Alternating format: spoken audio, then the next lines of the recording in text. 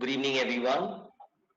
It's a pleasure to welcome all of you. I'm CA Rudesh Pankhania, the Regional Council member. Along with me, we also have our Regional Council member, CA Chintan Patel, sir, and CA Sanket Shah as our coordinator. And we have an excellent faculty on today for CA Mayur Chokshi, sir, for Ind AS refresher course. Before we begin the program, I request the team to please play the ICI motto.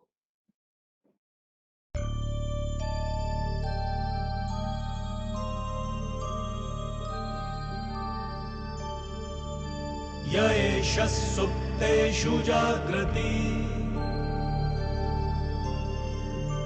य एष सुप्तेषु जाग्रति कामं कामं कामं कामपुरुषो पुरुषो निर्विमाणः निर्विमाणः तदेव शुक्रं तदेव शुक्रदब्रह्मा तद्ब्रह्मा तदेवामृतमुच्यते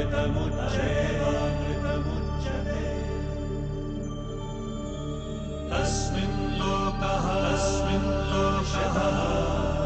शतः सर्वे तदूनात्यपि कश्चन एतद्द्वैता एतद्द्वैता एतद्द्वैता एतद्द्वैता एतद्द्वैता एतद्द्वैता.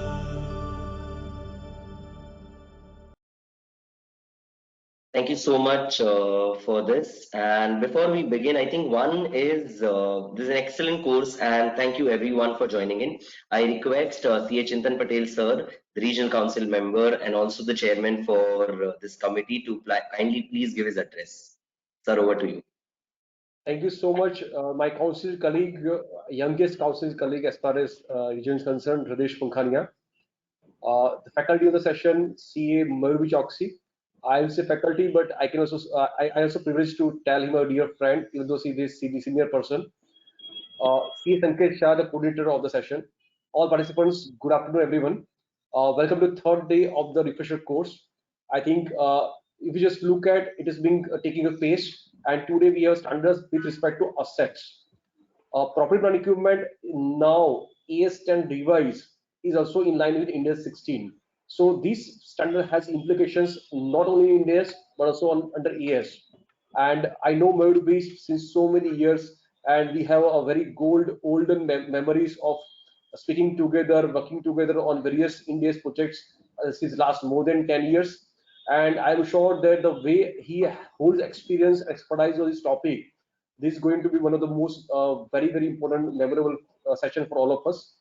And before I ask my colleague to give a brief profile, I think one very important thing is that ICAI has been trying its best to provide a lot of resources. Sometimes we observe that the members are not aware about the resources. So my humble request to each one of you that there are a lot of Ind AS resources available on ICAI website that includes like quick guide to Ind AS, where there are a small overview of Ind AS, I will say overview of Ind AS, where the Ind AS standards are provided in snapshot summary. If you don't have the time available, you can easily go through that. Second very important thing which is recently done by FRRB, that is publication of commonly found errors in Ind AS financial statements. Because so far we have seen the commonly found errors for accounting standard, but now the publication talks about Ind AS financial statements. So I think there are few very important publications, and I request each one of you that as you are taking the benefit of this session, please take some time out, go through the study material, and start habit of reading. Then I think we can really apply in our practice. So with this brief word, once again, I am thankful to Mayur for accepting my invitation and sparing his valuable time. And now hand over charge to my colleague in council, Radesh Pankhania. Thank you so much, sir, for your address. And moving ahead with Mayur Chokshi, sir. To talk about him, he's the proprietor of Mayur Chokshi and Company, an independent director in Bajaj Finserv Group Company and Radiant Indus Chemistry Chem Private Limited. He's a regular faculty at ICI for the Ind AS and IFRS course. He has conducted many sessions on the topic for institute, corporate, CNAG, SEBI, and the government organizations. He's also authored a book on IFRS-based financial statements, international and Indian-based, 2 volumes, which is published by ICI. Member of the Ind AS Implementation Committee in 1920 of WRC. He's also contributed to Illustrative Ind AS Financial Statements, which is a publication by the WRC. He's given webcast on ICI TV and Ind AS IFRS. He's a faculty for diploma course in DISA of ICI. He's also a faculty for Forensic Accounting and Fraud Detection, which is the FAFD course of ICI. Conducted various seminars, including National Conference on Ind AS IFRS. He's presented many papers at the National Conference of ICI. Talking about his personal expertise, a practicing chartered accountant since 1982. The firm's expertise is to handle corporate assignments which are non-traditional. He's handled various extra large audits, which is more than 10,000 crore turnover. Special assignment expert on evaluation and validation of IT-enabled controls, forensic accounting, auditing and fraud detection, and of course an expert in MS Excel and computer. I think Sir has got the entire experience of the IFRS and Ind AS, so a lot to learn. We welcome Mayur Chokshi Sir for taking out your time and addressing for today's session. Thank you so much, and over to you, sir. Thank you, Ridesh, and very nice of you to say such a kind words about me. Though I am sitting in my office or not, it is offline. I don't think my wife could hear to whatever you said. Otherwise, my life would have been made. Okay, coming to the serious topic. What Chintan Bhai suggested, that there are lots and lots of mistakes I personally find in many of the balance sheet when I review for my clients. Signed off by chartered accountants, many chartered accountants send me their balance sheet for my review, for quality review, or whatever you may call it. And I find that in many of them, there is patently, I will use the word patently misstatement. You can make out two contradictory statements in the same balance sheet signed by the auditors.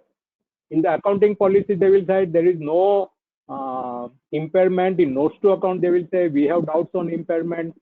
In accounting standard, they will say it's a going concern. In the notes to account, they will mention that it is we have our own doubts about going concern, etc., etc., etc. So be careful about before you sign. Just go through. Don't copy paste the financial notes to accounts from the last year. Go through, read it once before you sign off. As far as my office is concerned, I always tell my client, I'm not going to sign the balance sheet financial statement. Once you give it to me, I'll keep it at least 24 hours with me. I may not go through it again, but I'll keep it at least 24 hours with me before I say okay for issue. Having said so, today's topic, I would say, can I start my PPT? Can you see my screen? Yeah, we can see it. Please go on. Okay. This particular topic, property, plant and equipment. Previously, we used to take it as fixed assets. The loose terminology we used to have was fixed assets. But now that fixed assets is divided into three parts as far as Ind AS is concerned. One is fixed assets. As far as financial statement is concerned, there is another one that is intangible assets, and the third one is investment property. So all these three will be going through today. That is one part.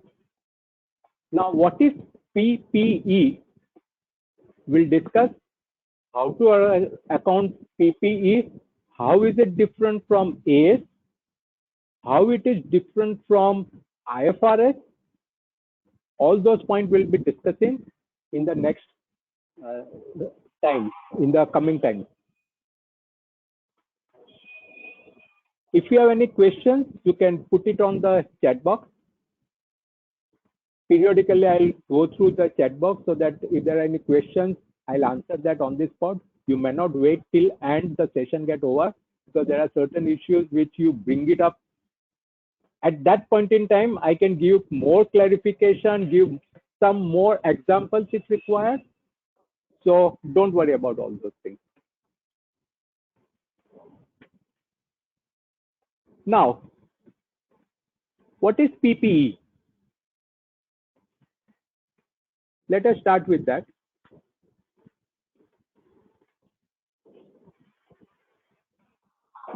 There are two parts within Ind AS 16. One is accounting of property, plant and equipment. Within property, plant and equipment, there is appendix which talks about decommissioning or restoration liability. We'll discuss at length. Chintan Bhai had mentioned about the similarity or almost AS and Ind AS is same now, almost to the great extent. In that connection, I would like to tell you that my experience and my talks with the seniors in the profession at government level, MCA level, NACAS level, the idea is over a period of time, I find that AS will be similar to Ind AS. There were committee formed by the Institute of Chartered Accountants and WRC at regional level, etc. I was part of that particular committee to suggest whether it should be merged or whether we can have same standard. AS should be discarded and Ind AS should be the standard for all accounting entities. And the overall view was there is so much disclosure, etc. required in Ind AS that small entities will not be able to cope up with that. One. Second, when that has made mandatory standards, even the smallest of small balance sheet of a proprietor firm, when we as a chartered accountant sign, it has to adhere to the accounting standard. And in that case, the accounting standard would be like Ind AS. If it is replaced, then the common view was it would be very difficult. But internationally, if you go through various countries, they have standard IFRS and IFRS for small entities. So maybe over a period of time, I foresee that this will happen. At least 5 to 7 years ago, I used to tell everybody that government cannot have two standards, two ways of accounting for the same item or the same transaction. If you are small, account it like this. If you are big, if you are following Ind AS, account it like this. That cannot be the criteria for the purpose of accounting standard at a country level, at a MCA level, at a NACAS level. And that is why I always felt that this will come forth. And over a period of time, if you look at the changes in the accounting standards and schedules, Schedule 3, previously we had Schedule 6, then we had revised Schedule 6, thereafter Schedule 3. If you see the pattern of all these things, slowly over a period of time, this is similar to IFRS, similar to Ind AS. What is the reason? What could be the reason for this? Because you must have understood on day one, Yagnesh Bhai must have told you that this is the most logical way of accounting any transaction. You cannot account the transaction without looking at the context, substance. You cannot forget the substance of the transaction. You have to go to the substance of the transaction and record and not what the document talks about. And that particular concept is the macro concept at the Ind AS level. So coming to that particular thing, let's start with what is PPE. Accounting of all PPE. PPE, when I say, it will be property, plant and equipment. That is considered to be all, I would say, broadly all tangible assets, so investment property will be accounted separately. There are a few exceptions. There are certain standards which will have accounting of certain items in a different manner. Say, biological assets relating to agricultural activities will be formed as agriculture standard. Mineral rights, etc. All those things, though they are part of my fixed assets, they will be regarded separately because there is a separate standard. And the principle for these standards, all the standards, is that if there is any specific standard for a specific transaction, then the transaction should be recorded as per that specific standard and not generalized.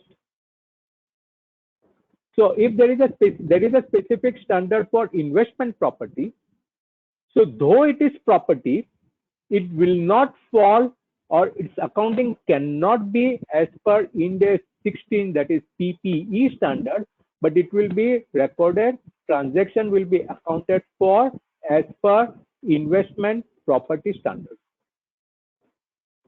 So this is a fundamental thing. For any standard, this should be kept in mind.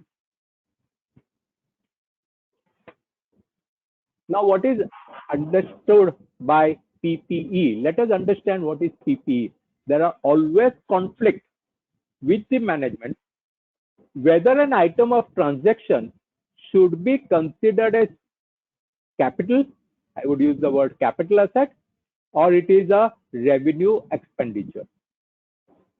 Let us understand in detail what is PPE and the cost. PPE is the tangible assets that are held for use in production, that is your plant, machinery, etc., or supply of goods, your vehicle, your delivery van, etc., or and for services, anything required to render the services, so your office equipment, etc., as a chartered accountant or for any other service organization, anything used for the providing of the service or for rental to others. If I am into the business of leasing out my machinery, etc., rental to others, or for administrative purpose, your office equipment or computers, laptop, furniture, fixtures, administrative purpose are to be considered as part of PPE, and there is a cumulative condition and are expected to be used during more than one period. That means these are the transactions whereby you are having a benefit for more than one period. I'll be using this particular terminology later stage to make you understand better what is the meaning of this. And the cost is normally the cost, cash or cash equivalent. That means if you are purchasing some asset for, let's say, 3 years credit period, payable over a period of 3 years,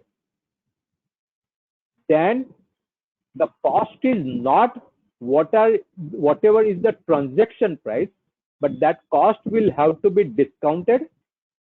Whatever is the total cash outflow will have to be discounted, and the present value of discounted cash flow will only be considered as the cost of the asset.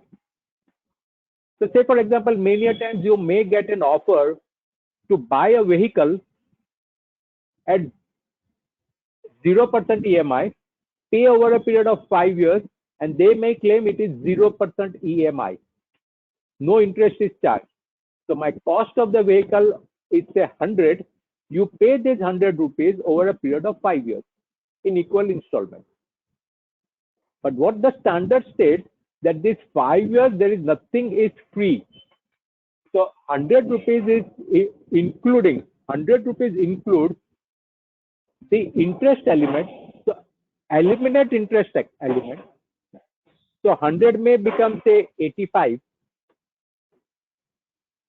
So my cost of the asset will be considered as 85. And 15 rupees will be considered as interest. Interest will be accounted as an expense accruing over a period of time. And 85 rupees will be recorded as asset on which you will provide depreciation. Or the second part of the cost is or the fair value of other consideration given to acquire an asset at the time of acquisition or construction, or where applicable amount attributable to the asset initially recorded in accordance with the specific requirement of other accounting standards. Let's say you get an asset, you have entered into a foreign collaboration, whereby as per the terms of agreement, you don't have to pay anything. You have to issue shares. Then it will fall within the purview of Ind AS 102 share-based payment and record the transaction as per 102, that is share-based transaction. We said that it should be recorded as per the fair value of the asset, what is acquired. So you record at the fair value of the asset. Whenever you come across this 102, you will have more clarity on this. Or let's say there is a barter.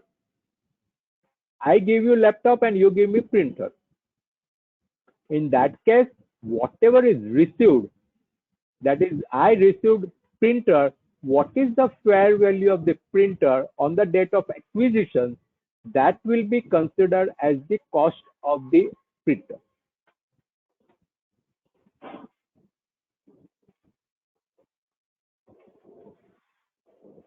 There is another concept, that is entity specific value. That is the present value of the cash flow the entity expects to arise from the continuous use of the asset and from its disposal at the end of useful life, or expect to incur when settling a liability. So that is a concept of entity specific value. You have to find out the future value of the cash flow. One, cash and cash equivalent. That is for finding out the cash cost of the asset. And the another item is what is I am going to generate out of it. Cash flow and entity expects to arise from continuous. So when I'm using this, what is the cash flow I'm likely to generate? That is discounted. So my cash flow will be generated during the life of the asset. Let's say the life of the asset is 5 years. In that case, what is the cash flow expected during 5 years? That cash flow is discounted so as to find out the present value of the cash flow over a period of 5 years. And that becomes my entity specific value. This is relevant particularly for the purpose of impairment standard and for accounting for the PPE to some extent also. So keep this particular terminology in your mind.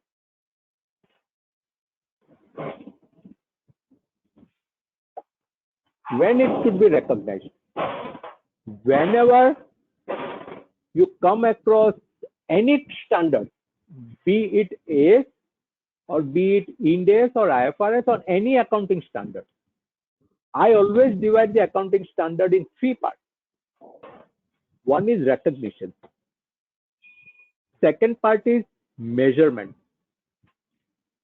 Third part is disclosure. So recognition, when I say the first part of any standard, it would mean what is the definition of that particular transaction.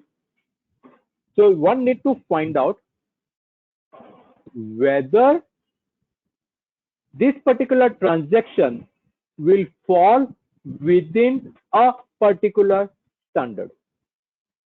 So whenever you are of the opinion that this particular transaction is related to PPE, open PPE standard, go through the definition of PPE,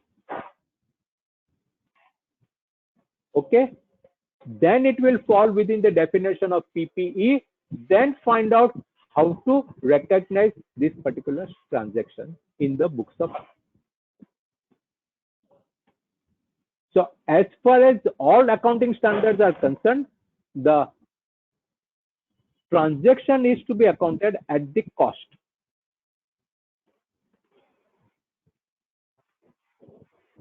And when do you have to account the cost? When do you recognize this particular item? Do you recognize this particular item when you place the order, when the shipment is received, or when should it be accounted?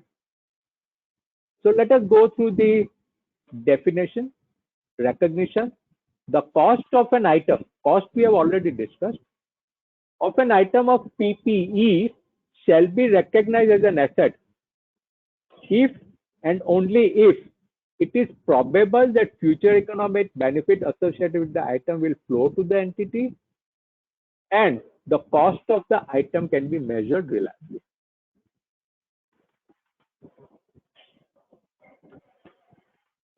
Primarily, the definition of any asset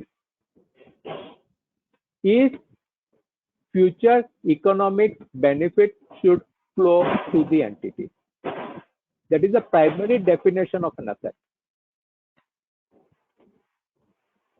So if you are not sure whether economic benefits are likely to flow, then don't recognize this particular transaction in the books of account, not at all.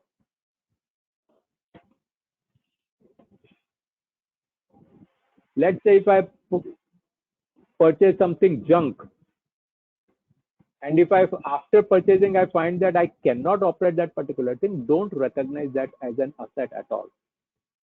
And the second condition is the cost of the item can be measured reliably. Now, what do you mean by cost of the item can be measured reliably? The cost of the item is the basis of accounting standard. Now, when can you not find out the cost of the item? Let's say I have purchased an asset. So somebody would argue, along with the purchase of the item, I get intangible item, that the technology is built into that. Can I segregate it into two parts? One part being the cost of the tangible item, and the another part is technology. How to use this particular asset should be recorded as separately as intangible asset, and record it separately and account it separately as per the respective standards. The answer would be, can it be measured reliably? The answer would be no. Technology part I cannot measure reliably. Let us talk about laptop. Laptop has built-in various software loaded onto the particular laptop. Let's talk about Windows. It is already loaded. Windows per se would be considered. We'll discuss at length later on. But let us assume right now, as per your definition, Windows is an intangible asset. Can I segregate laptop cost into two parts? One being the laptop being an hardware, and the another part, Windows, which is intangible asset, and record this particular two things separately under different standards. The answer would be, I would say, you cannot measure the cost of Windows reliably, and therefore it should not be recorded separately. It will be the part of my cost of the asset. Similarly, my laptop may be loaded with MS Excel, etc. software. It may be loaded, preloaded with various antivirus. I cannot segregate the cost reliably and should not be, in that particular case, segregated into two transactions. It will be considered as one transaction. Now, specific cost about the PPE. Cost include cost incurred initially to acquire or construct an item of PPE. Yes, everybody knows about it. And the cost incurred subsequently. I will use this particular word, subsequently, to add to, replace part of, or services.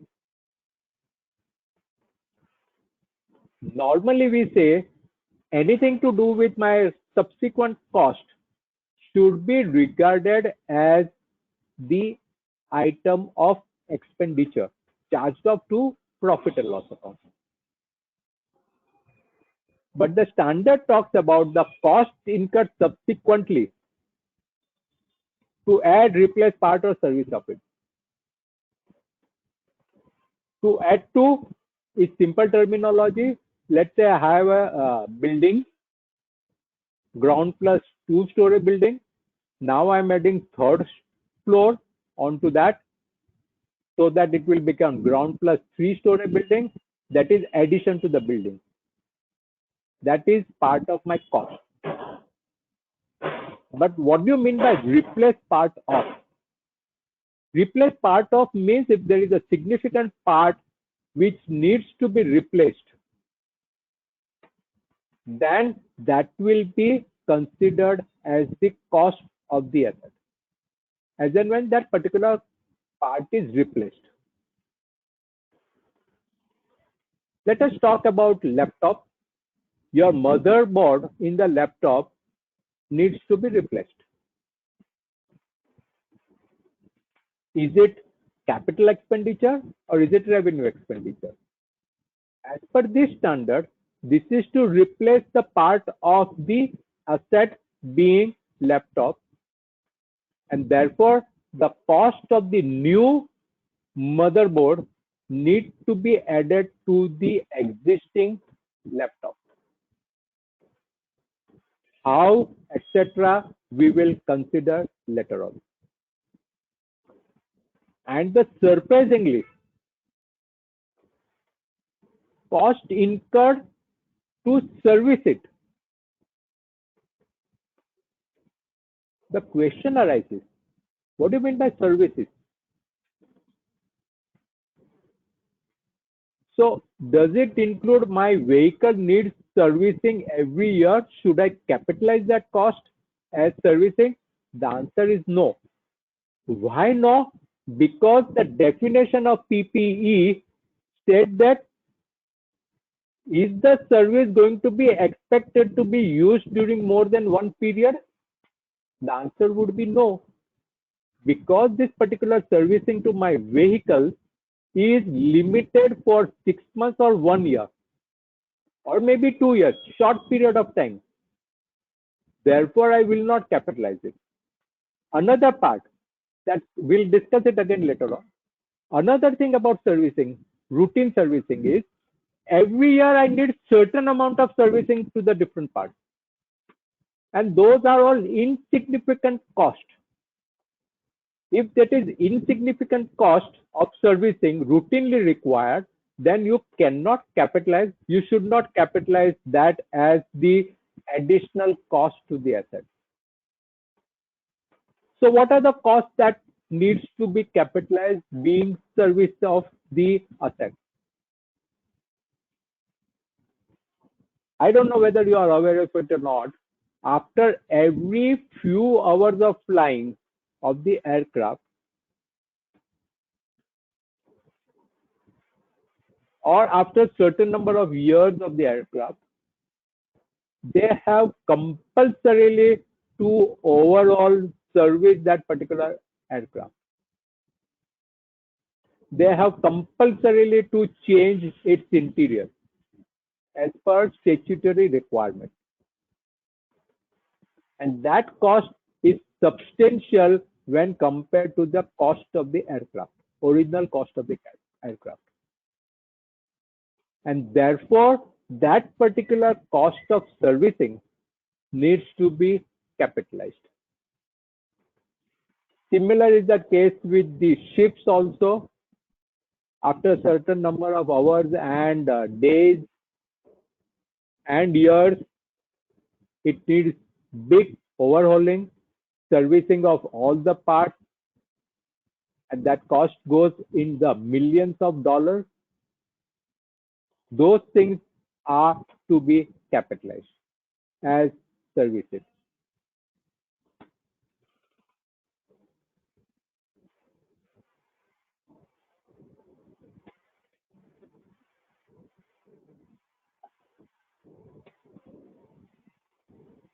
I'm just checking whether there are any questions. I can't see that question.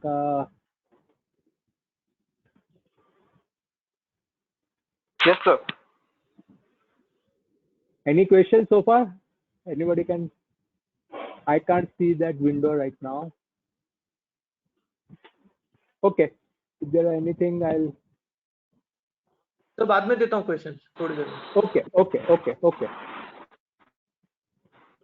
Because we are at one particular juncture where questions can be taken off so that they are through with the definition.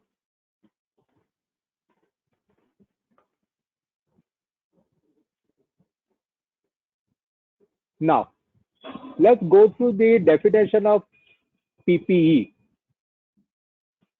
that are used for production, supply of goods or service for rental to other or for administrative purpose. The question arises, what about my effluent treatment plant? They are tangible assets, yes. But is it used for production? The answer is no. Is it used for supply of goods? Answer is no. Effluent treatment is not for supply of goods. Or is it used for rendering the services by the entity? The answer is no. Is it used for administrative purpose? The answer is no. So what the standard says, this is a statutory requirement. There is a clarification in the standard that this is a statutory requirement that you must have effluent treatment plant. You may have to install fire extinguishing system, fire alarm, fire extinguisher, etc. These are all statutory requirements. So though they are not fitting into the definition of, strictly speaking, definition of PPE, in spite of that, you should consider it to be the part of PPE and the standard should be followed. Another question is, in a large factory or many factories, most of the factories, to manage shutdown, etc., they will have some spare parts available. Are the spare parts part of my PPE or they are my stores and spares? Now consider whatever we have discussed so far. Spare parts, I'm not talking about nuts and bolts. We are talking about the large spare parts, large motor. Let's say in a boiler, the lining of the boiler, which is a very big item. In a motor vehicle, for your understanding purpose, let's say you have additional engine available in the godown. Or in a factory environment, you may have a spare boiler or spare air compressor. Anything spare parts or spare equipment, etc. Is it part of my PPE or is it part of my stores and spares to be capitalized as and when it is used? Let us go back to the definition. What is the last part of the definition? Are expected to be used during more than one period. So when I'm purchasing or whenever I have, let's say, spare boiler is it going to be used during more than one period whenever it is installed and ready to use, whatever, blah, blah, blah? The answer is yes. In that case, it should be accounted as property, plant and equipment. Let's go through what the standard talks about. Spare parts, servicing equipment, let's have some vacuum cleaner, etc., maybe for required for servicing this particular equipment. All those are, though strictly as per the definition, fits into the definition of PPE, therefore should be recorded as PPE. However, small spare parts, small servicing equipment, etc., should be recorded as an inventory. That is, I will record it as a stock of stores and spares and charge to profit and loss account when consumed. However, what we were talking about was a major spare part. Okay, so maybe I was talking about the boiler lining for the boiler. Major spare part. Standby equipment, that is extra boiler, pumps, motor, etc. available standby equipment or servicing equipment are to be considered as PPE if they are expected to use them during more than one period, as per the definition. Standard also says you need to aggregate individually insignificant items and apply the criteria. So different molds, tools, dies, etc. Individually they may be insignificant, but collectively they may form a big amount, substantial amount. In that case, the same should be capitalized as PPE. And something which require replacement at regular intervals are also to be considered as PPE. So let's say we come to the conclusion that every 2-3 years, I need to change my hard disk.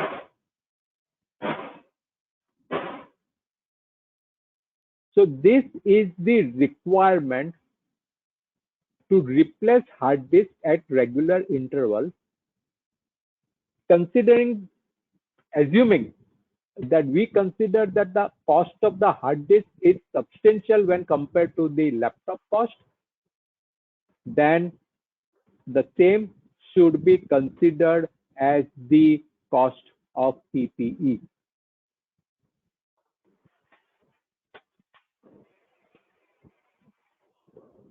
I gave you an example of replacement at regular interval about the aircraft. That engine needs to be replaced, that interior needs to be replaced at a regular interval. So all those things will be considered as the cost of the PPE and that should be recorded as PPE.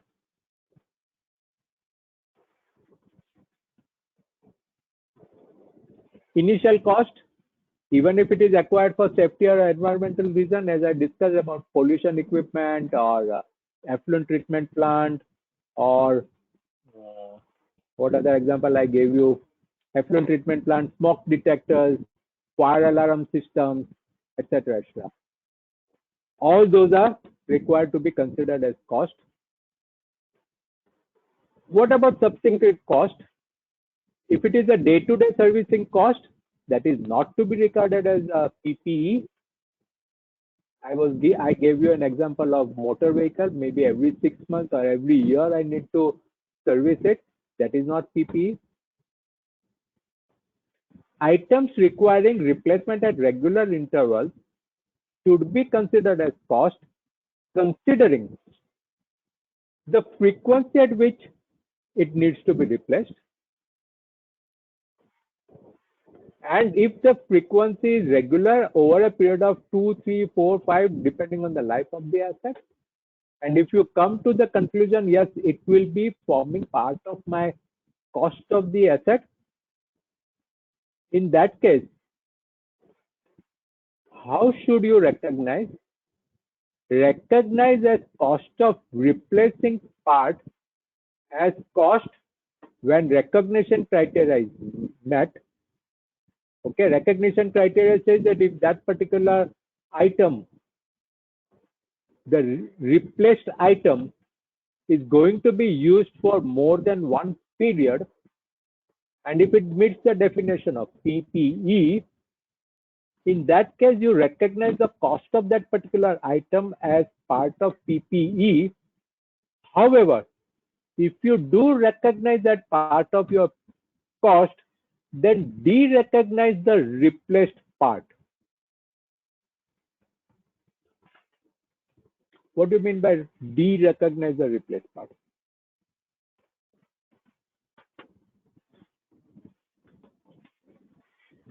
We were talking about the hard disk in the laptop or motherboard in the laptop. Let's say I need to change hard disk every 3 years. What will happen to my laptop after 10 years? After 10 years, the laptop, if I prepare my fixed asset register, I would have purchased this particular laptop in in the year 2000. In 2003, there will be addition of one hard disk. So now the laptop has laptop plus one hard disk, that means two hard disks. In 2006, another hard disk is added. So I will have a laptop with two hard disks, etc., etc., etc. So what you need to do, what the standard says, de-recognize the replaced part. So whatever is the cost of the original hard disk need to be de-recognized. So my cost of the asset laptop will reduce by the cost of old hard disk and add with the cost of the new hard disk. Now one would argue, how do I recognize, how do I know what is the original cost of the hard disk? Because I purchased the laptop as one integral laptop without knowing the cost of the hard disk. We'll come to this particular point. I have an example also, so we'll consider that how to recognize and de-recognize. Another item is cost of performing major items for inspection for fraud are also to be considered as initial cost. I was talking about the inspection charges for the aircraft, inspection charges for the ships, inspection charges for the nuclear plant, etc., etc., etc., which are major inspections. The cost of those inspections runs into maybe 10, 20, 30% of the original cost of the asset. So those things needs to be capitalized as initial cost.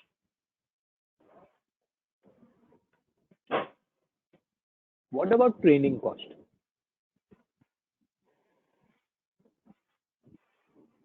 Training cost is required to operate the machine. How to operate machine? So technical people would have done this particular training and the training cost would be there. The standard says that training cost cannot be capitalized. The reason being, it does not increase the cost of the asset. One reason. It does not increase the value of the asset, not the cost. It does not increase the value of the asset. And the cost incurred for training is the operational cost. Because you don't have a trained personnel, you have to incur this particular training cost, and therefore the same cannot be capitalized.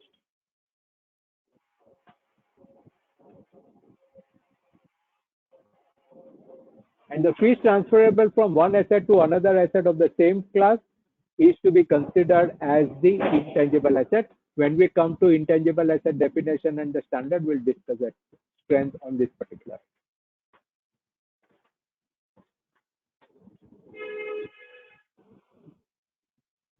I was talking about this replacement of the part. Let's say I acquired vehicle for 1 lakh rupees with the useful life of 10 years.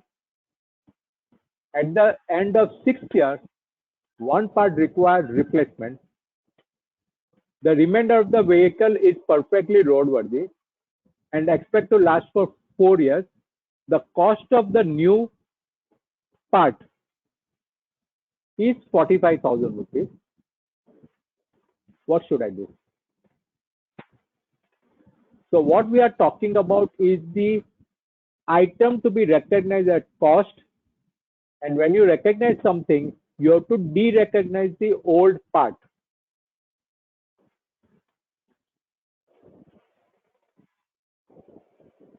Normally, one would say this being a replacement of the part needs to be expensed out. But that is not the case with the standard. The standard talks that this needs to be capitalized. So do I have to capitalize 45,000? Yes, I need to capitalize 45,000 as new part. But at the same time, what the standard talks about, that I have to, if so, de-recognize the replaced part. So my old engine part needs to be de-recognized. So how would you de-recognize the old engine part? That is the question, because I have purchased the vehicle for 1 lakh rupees and I don't have the breakup of what is the cost of this particular item. I don't know what is the cost of the hard disk. I don't know what is the cost of the monitor when I purchased desktop. And I'm replacing the monitor. So what I need to do, I have to add monitor to my desktop, but at the same time, old monitor needs to be de-recognized. So let us understand the accounting treatment for this type of transaction. So first, whether the new part will fit into the definition of the PPE, check it out. The answer is yes, because it is going to be used for more than one period, and it is used for production, etc., etc., etc., and also includes the replaced part. So how do you recognize it? So let's say 45,000 and my discounting rate is 5%. I have used it for 6 years because we are in the 6th year right now. So 45,000 discounted backward for 6 years would be approximately 33,500. So what I need to do, I have to de-recognize 33,000. That means 33,500 is the cost on day one of the vehicle.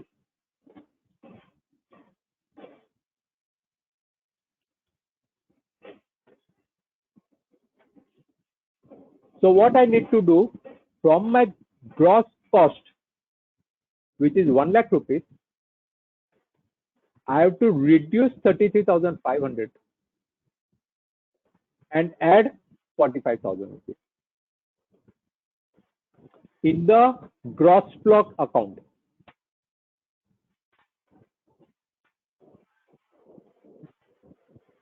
And similarly, my accumulated depreciation on this 33,500 rupees, based on whatever economic life I had mentioned in this particular case, 10 years, 6 years are utilized.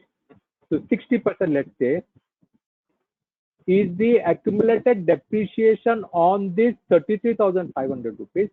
That also needs to be reversed. And the balance amount, whatever is the balance amount, will have to be derecognized from the WDV of the asset and add 45,000 to it. That will become my new cost, WDV, or what we may call as the book value of the asset in the 6th year. And on that, I will have to continue to provide depreciation on the revised cost, which is the 1,11,500. I continue to provide depreciation based on the remaining life of the asset. One may conclude that because of this particular part, my original life, which was estimated to be 10 years, because I've replaced now, the additional life of the asset is not 4 years, 10 minus 6 years, not 4 years, but I may conclude that the additional life, remaining life of the asset is 6 years. In that case, 1,11,500 needs to be written off over a period of 6 years, remaining 6 years. If you are providing on a WDV basis, then WDV basis needs to be written off over a period of 6 years.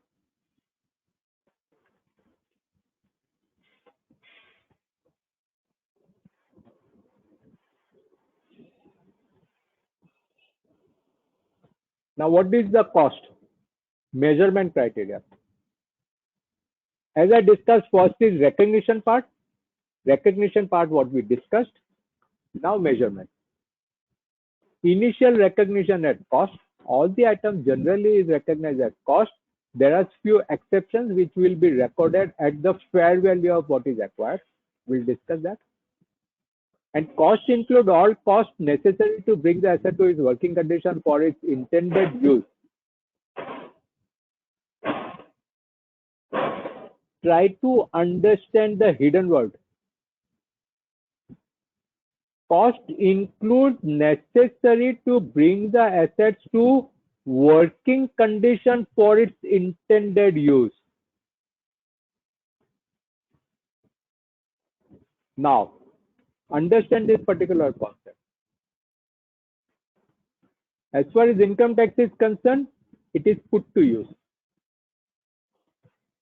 As per AS, it used to be ready to use. All cost incurred up to its asset is ready to use. But here the condition is the cost to be included till it is asset to working condition for its intended use. It may not be ready to use. It may not be used. It is not put to use. Intended use will be considered as its initial cost, which includes original price, cost directly attributable to bring the asset to its intended use. I am emphasizing the word terminology intended use because I am going to use this particular terminology later on.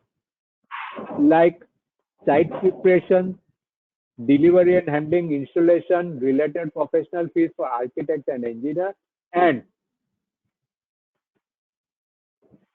third thing, may be new to many of you, estimated cost of dismantling and removing the asset and restoring the site, which is known as decommissioning liability.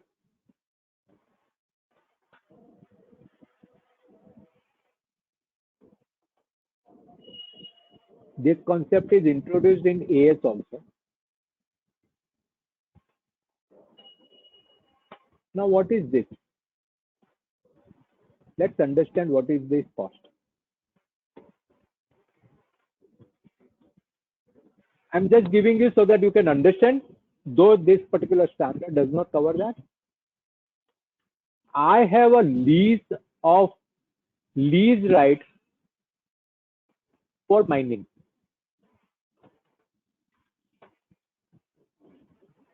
And as per the lease agreement of the mine, I have to give the land duly filled in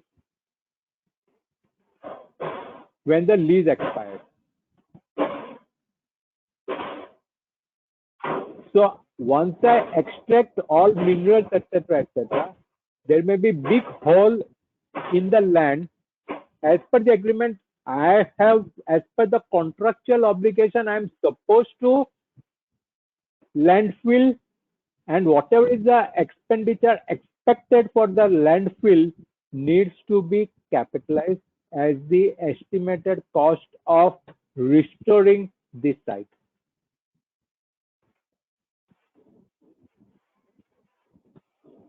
I may build on high sea the setup for extracting gas and petroleum products. As per international standards law, once I finish with the task, I have to dismantle and remove that particular asset. In a smaller example, suppose I have purchased I have taken land on lease for, let's say, 30 years, which land I can use it for the purpose I want. On that, I'm building a superstructure, the building. As per the lease agreement of the land, I have to restore the site, dismantle the building at the end of 30 years, and I have to give the vacant possession to the landowner. In that case, the cost which I may have to incur, which I will have to incur at the end of 30 years, the estimated cost, of course, will be considered as the initial cost. It will be recognized as initial cost, though the cost will be incurred at the end of 30 years.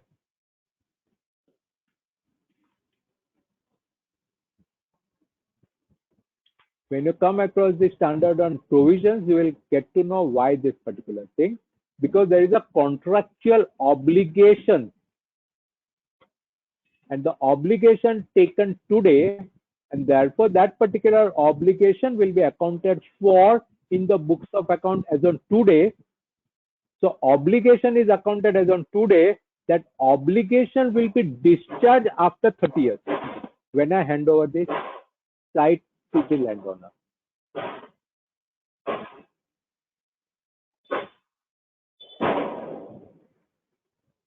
So this is what the definition is about. Cost. Some clarification. Cash or cash equivalent, as I said, if the cost is to be incurred payable over a period of time, discount it, its fair value, that discounted present value will be considered as the fair value of the asset and cash equivalent. If you are constructing or anything, only normal cost is to be recorded as the cost of the asset. So if I'm constructing building, self-constructed property, only the normal cost needs to be recognized as the cost of the building. So if there are abnormal costs like due to rain, snowfall, the structure fallen down, I have to re-erect the structure, which was not anticipated. There was a theft, fraud at the site during the construction period. All these costs are considered as the abnormal cost. They are considered as not normal cost, cannot be capitalized.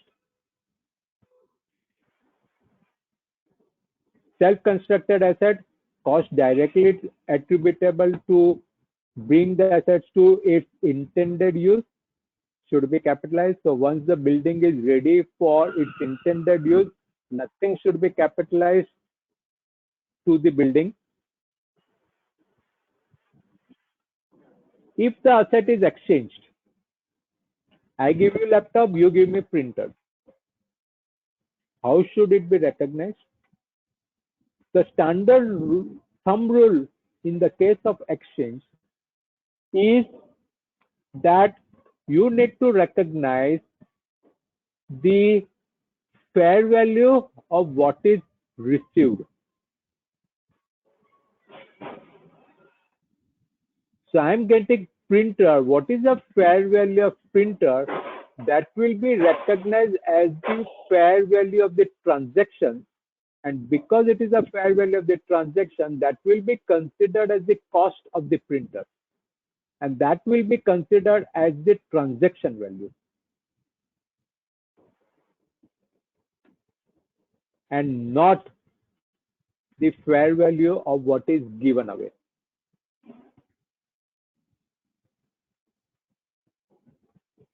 However, if the fair value of what is received cannot be measured reliably, then the transaction should be recorded at the fair value of what is given away. The standard also talks, what about incidental operation cost incurred during the construction period, or there may be some income during construction period? How should it be dealt with? Should I reduce the cost of the asset? The answer says no. The standard says no. If there are incidental operations, let's say you are constructing a building or a big site you are preparing and there is a free vacant plot available, and you lease it or you give it on for parking purpose, and you derive income for parking. Should we reduce it from the cost of the asset? The standard says no, you cannot and you should not reduce the cost of the asset, but should be charged to profit and loss account, which will be credited to profit and loss account, as also the incidental cost incurred to carry out this operation. Let's say some drivers are required, or let's say security guard is required at parking lot, etc., etc. Incidental cost relating to the parking area should also not be recognized as the cost of the asset, and you should charge it off to the revenue. So there will be profit and loss account, parking income, and related expenses. And what the standard says, if you receive some government grants, the same should also be reduced, which we will consider when you do with the government grant, standard on government grant.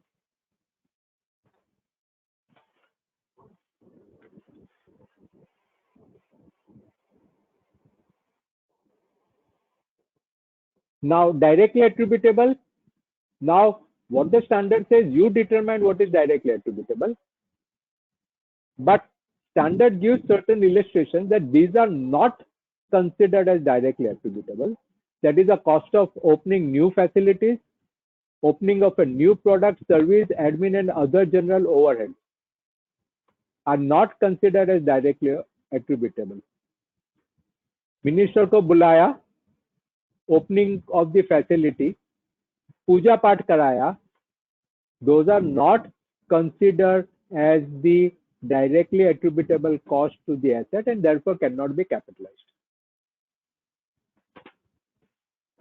Introduction of a new product or service. So I may start with an advertising for my new product, sales promotion of the new product. That cost also cannot be capitalized. Admin and general overhead cost cannot be capitalized. So let's say during construction period, you may have to incur certain secretarial cost, secretarial department, or maybe compliance related cost, filing of various compliance related costs, which are considered as admin or other overhead, cannot be capitalized. Another thing, costs incurred in using or redeploying an item are not included in carrying amount of that item. Now let's consider cost incurred while an item capable of operating in the manner intended by the management has yet to be brought into the use or operated at least at its full capacity cannot be considered as the, because I could not use, I could not operate the asset at its full level, full capacity. I could operate only at the level, say 30% of the capacity. To enhance its capacity, I may have to incur certain additional capital expenditure, that cannot be capitalized. Because the definition of cost I had informed you, necessary to bring the asset to its working condition for its intended use. And considering that, it cannot be considered as the cost of the asset.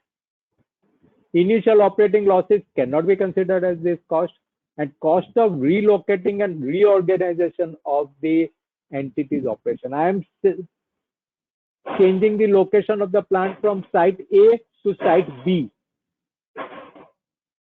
So there will be dismantling expenditure, freight expenditure from site A, factory A to factory B, and then again installation cost at the new site. The standard says this cost of relocation cannot be capitalized as the cost of PPE.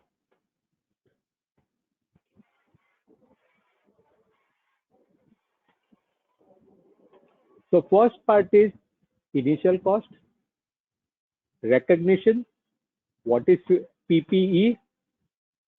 Next part is measurement. Measurement is divided into two parts. First is measurement of initial cost, and the next is measurement in the during subsequent years. Two models are given in the standard. Model number one is cost model, and the second model is revaluation model.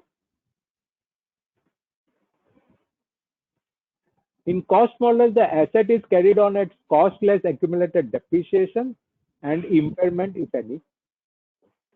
In revaluation model, the asset is carried at its revalued amount. What is revalued amount? Being its fair value at the date of revaluation, revalued amount less subsequent depreciation and impairment, provided the fair value can be measured reliably. I have an example for you to understand this.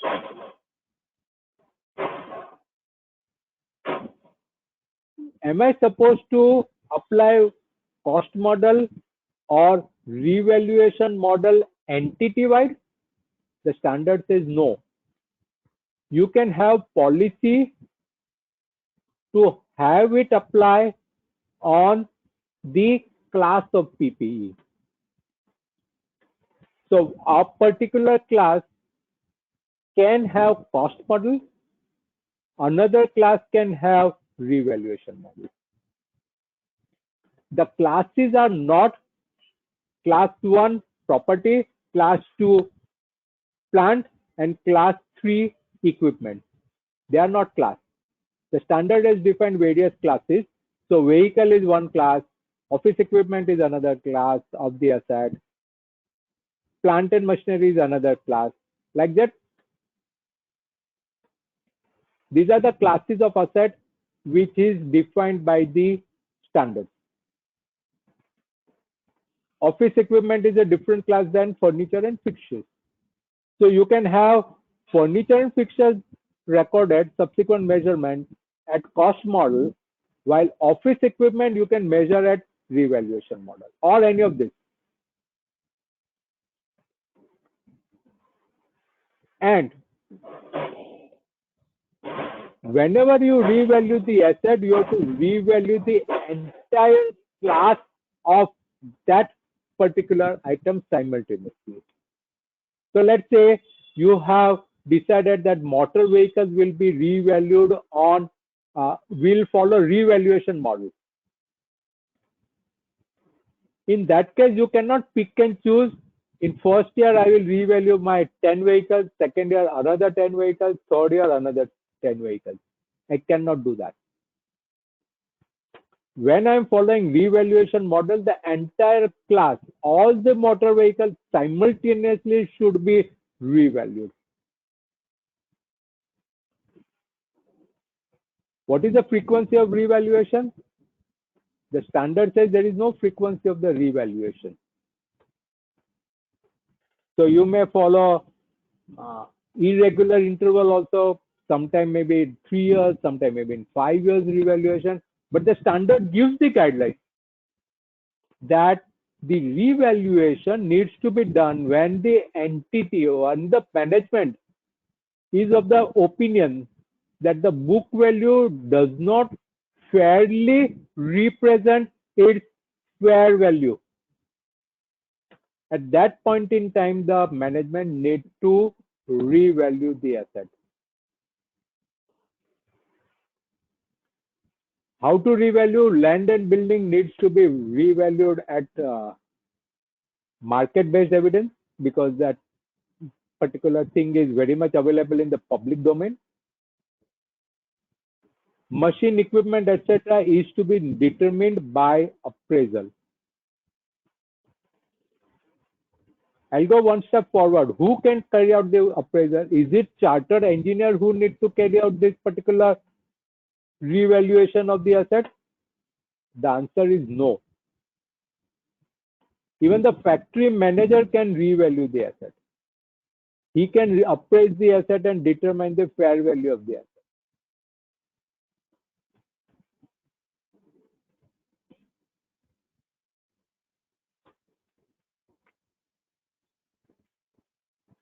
Now, what is cost model? We'll discuss at length. And what is revaluation model? In cost model, the cost is fixed and you determine the depreciation based on the cost of the asset.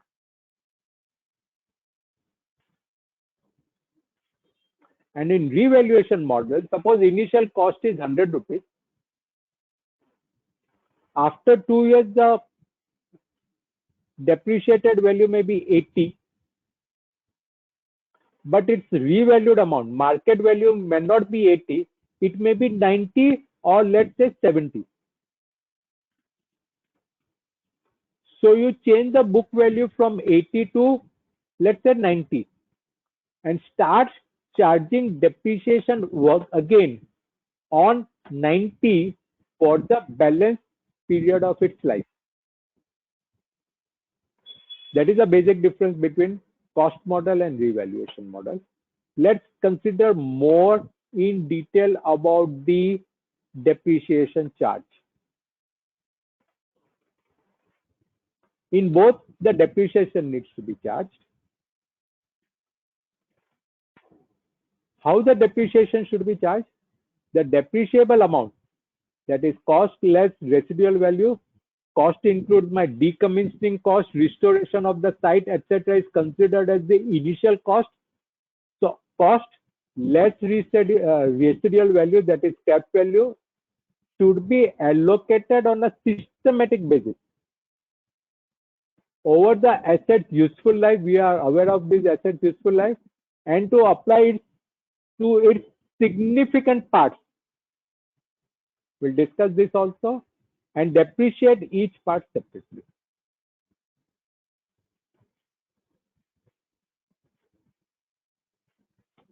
What do you mean by significant part?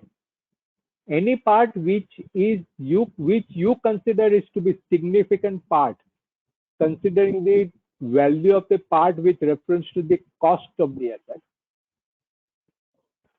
based on frequency at which it should be replaced, etc. So you have to divide that, because the life of that particular part will be different than the life of the total asset, the asset in totality. So you have to depreciate each significant part separately. How much depreciation? The standard does not give any depreciation rate. It says that it should be over a useful life of the asset. So let's say depreciable life, useful life is 10%. Should I provide 10% depreciation? Each year constant depreciation? The standard says not constant. It can be on a systematic basis. It has to be on a systematic basis. So let's say, what do you mean by systematic basis? I'll give you some illustrations so that you can understand it better. I have a vehicle and I consider within vehicle, let's say the body as one part, its interior, that is seats, etc., is second significant part, tires, third integral part, significant part, and engine. Now, I may estimate that tire will be useful life of the tire is not in terms of years, but useful life of the tire can be defined in number of kilometers run. In that case, I may determine the tire may run for 1 lakh kilometers. Then the systematic approach would be that I will depreciate tire based on number of kilometers used in a particular year.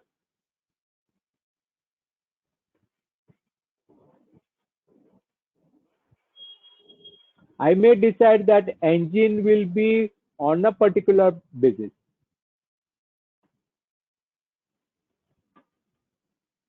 So one needs to determine what is the systematic basis. The residual value and the useful life is to be reviewed at each financial year, at least at each financial year. In a listed company, I always say that it should be reviewed quarterly. Any change is accounted prospectively and not retrospectively as a change in estimate as per Ind AS 8. Now, systematic basis also means the standard is using the terminology. Systematic basis would reflect the pattern in which the asset's economic benefits are consumed by the entity.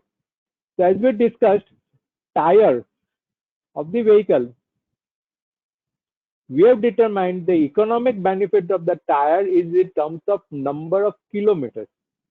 The pattern in which it is going to be consumed, in that particular manner, I will have to determine. From the day it is available for use. What was the first thing that we discussed?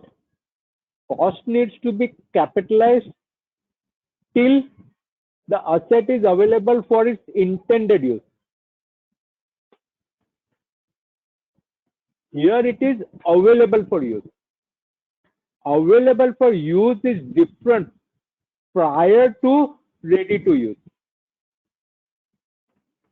It is available for use, thereafter you incur certain expenditure like training, etc. Then it is available, then it is ready to use, and thereafter you will put the asset to its use, put to use. Understand this sequence of this particular different terminology.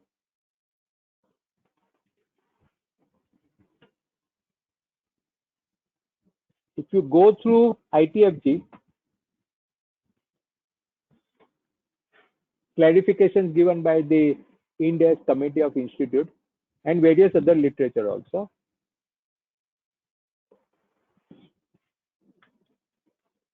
Once I fit the pump, standby pump, to this particular my plant and machinery, I may not use it because that is a spare pump, or for that matter, boiler, spare boiler. Is it available for use as on today? The answer is yes. It is available for use. I may not be using it. So even if it is not used, it should be depreciated.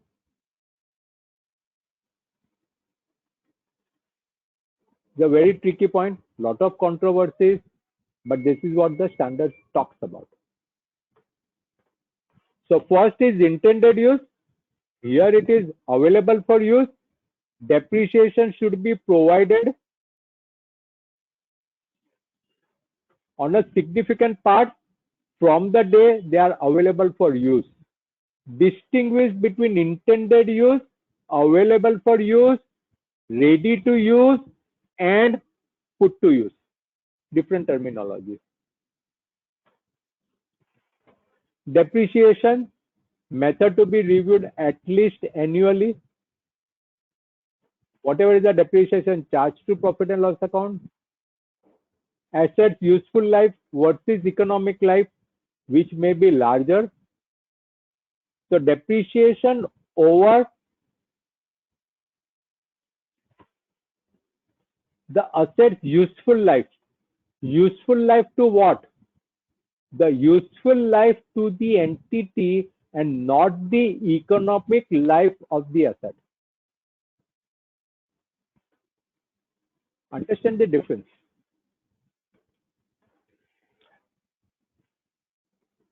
I purchased the vehicle and I am intending that this vehicle will be used for 3 years, and after 3 years I will sell it off this particular vehicle and I will buy another one. So as far as me is concerned, my entity is concerned, the useful life of this particular vehicle, intended useful life of this particular vehicle for the entity is only 3 years. Whereas the economic life of the vehicle may be more than 3 years, it may be 10 years. So when I purchase the vehicle, I may use it for 10 years. But when some youngster purchase, their intention may be to use it for 3 years, then the useful life to the youngsters may be 3 years. They will have to depreciate over a period of 3 years, whereas I will depreciate over a period of 10 years. And the economic life of the asset may be beyond 10 years or so, who knows? When should I begin? It should be, depreciation should begin from the day it is available for use.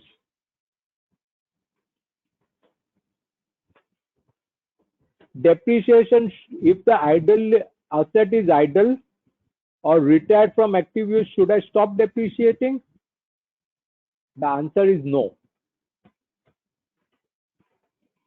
If I'm not using that particular asset, machinery, etc., in spite of that, I should charge the depreciation.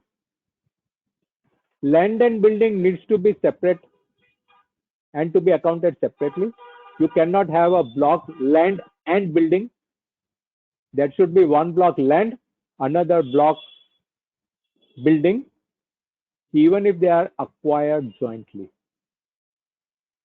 Because the land is not depreciation, building needs to be depreciated.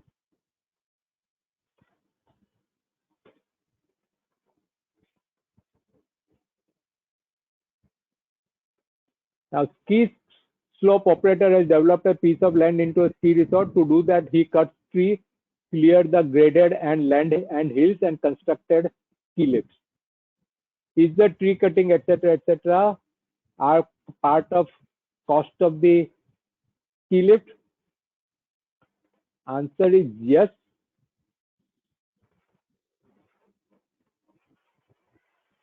because I cannot start the skiing thing without cutting the trees.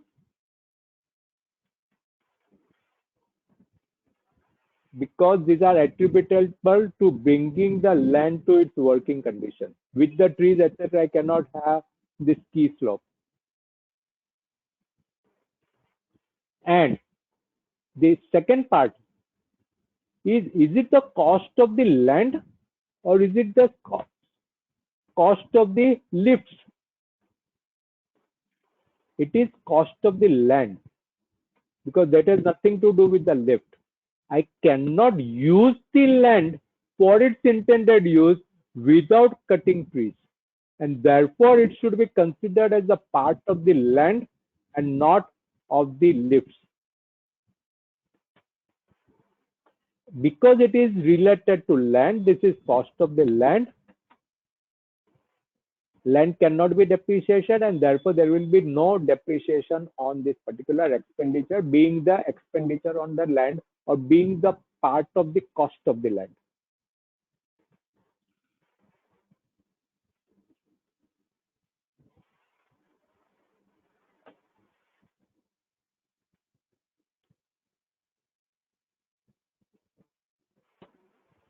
How to calculate depreciation? We'll come to this later on. Let me complete this part. Entity purchased freehold building with a useful life of 50 years. With the currency unit, INR, whatever you may, 7 million. The entity has determined, identified the following component and calculated depreciation using straight line method. So 7 million, 70 lakhs rupees, let's say, is divided up into its significant part as under land 2 million, roof 1 million, lifts 500,000, fixtures 500,000, and remainder of the building 3 million. The life of the asset, land infinite, roof 25, lifts 20, fixtures 10, remaining of the building 50. How much will be the depreciation on this particular freehold building per year? Land 2 million, no depreciation. Roof 1 million. The estimated useful life is 25 years. So 1 million divided by 25 years, whatever is the depreciation, that will be the depreciation on that, etc., etc., etc. So this will be the depreciation on this particular building, 175,000 depreciation per year. So what will happen after say 10 years, fixtures would have depreciated 100%. 50,000 into 10 years, 500,000. The cost of fixtures have depreciated 100%. Then I'm adding new fixtures. Whatever is the cost of new asset. So I will have to add that particular cost and de-recognize this particular thing. So I will de-recognize its cost. I will de-recognize the accumulated depreciation on this fixture, which will be zero effectively. But I will have to reduce from the gross block as well as accumulated depreciation and add additional cost to the fixtures being freehold building.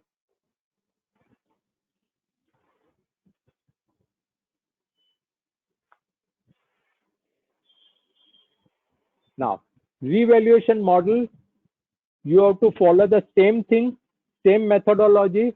The only thing, instead of this cost will be replaced by revalued amount, and the treatment of revaluation would be that if there is a upward revision of the revalued amount,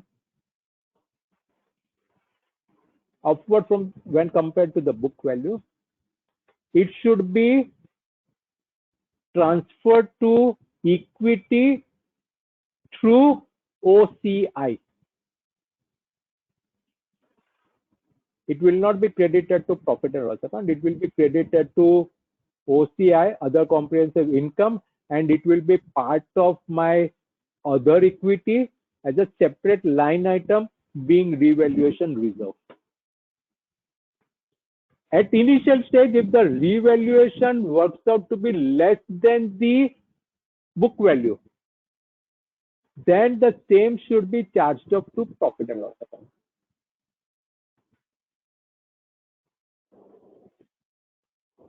However, in earlier year, there was a revaluation reserve available because there was a upward revision of the revalue amount. Say 100 had become 110. So 10 rupees is lying in my revaluation reserve. And in subsequent years, suppose 5 rupees is the downward revaluation, then I need not charge that 5 rupees to the profit and loss account because the reserve is available. To the extent the reserve is available, appropriate this downwards through OCI to the reserve account.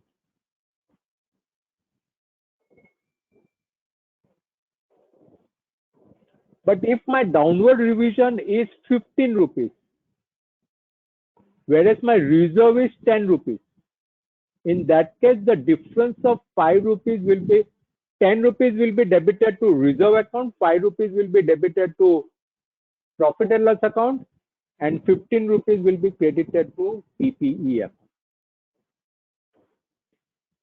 How about subsequent depreciation? The standard says subsequent depreciation, whatever is proportionate to that particular depreciation amount, you can reduce this particular reserve and correspondingly reduce the charge of the asset. That's what the standard is.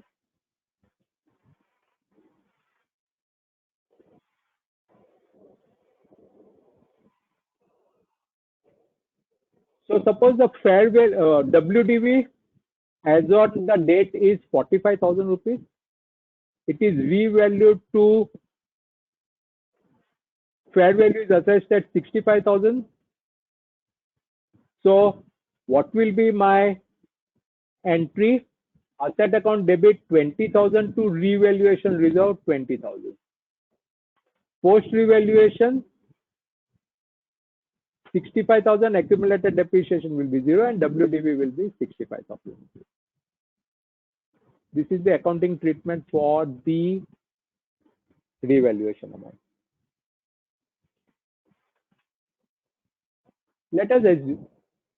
Let's go through this particular example because revaluation model is new to most of us.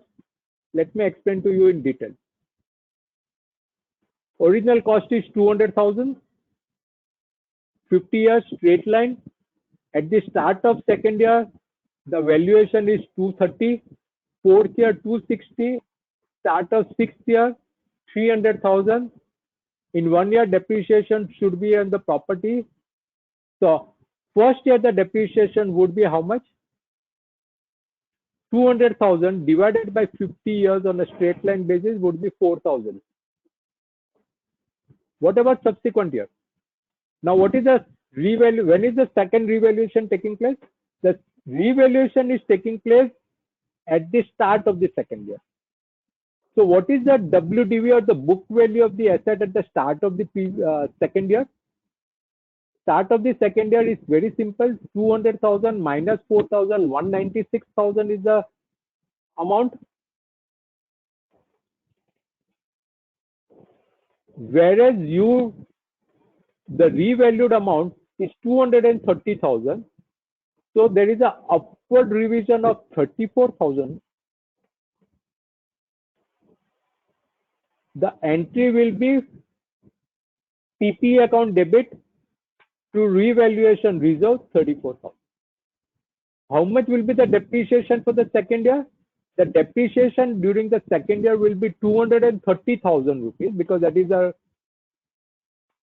cost is replaced by the revalued amount, 230,000, and the remaining life of the asset is now 49 years. So the depreciation during the second year is 4694.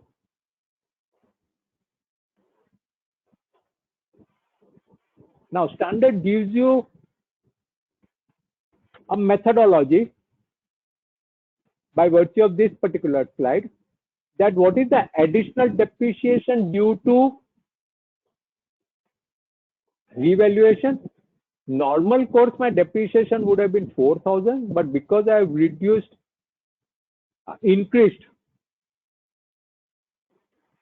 the amount of the book value to 230, I am getting a hit of 694 in my depreciation amount. The standard says you can revert this 694, reduce this 694 from the revaluation reserve, debit revaluation reserve by 694. So over a period of 49 years, 694 into 49 years, whatever is the increased amount of 34,000, revaluation reserve will become zero.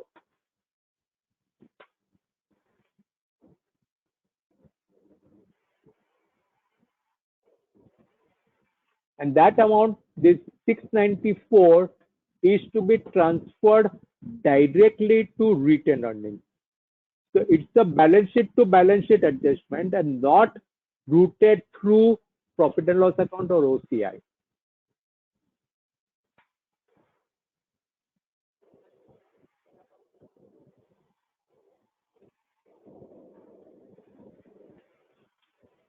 De-recognize an impairment, de-recognize when the asset is sold or disposed of.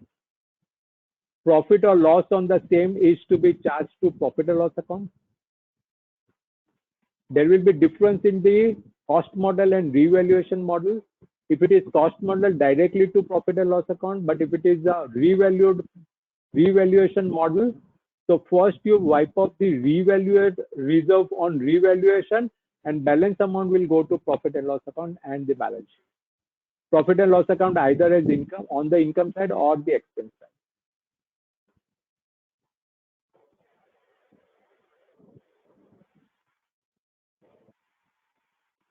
Disclosure, there is a separate list available. Normally I don't discuss the disclosure because there is nothing to explain. Whatever is given in the standard, you have to disclose it. Now, before I conclude, let me tell you that as of now, AS and Ind AS accounting treatment for PP is same. There is nothing new.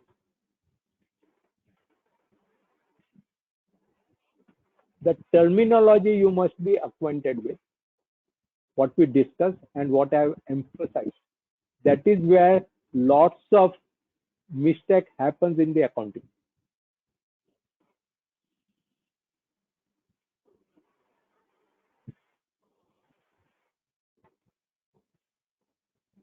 Government grants PP valuation at fair value as per Ind AS, whereas IAS, International Accounting Standard, IFRS allows it at nominal value also.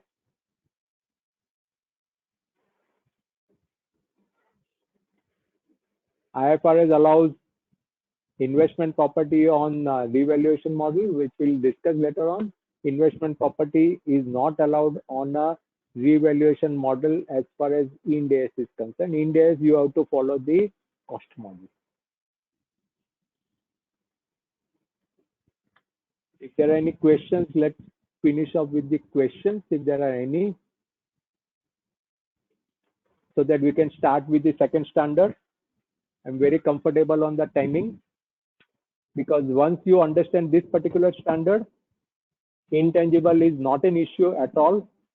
And at the same time, investment property is same as what we have discussed. So investment property will not take time.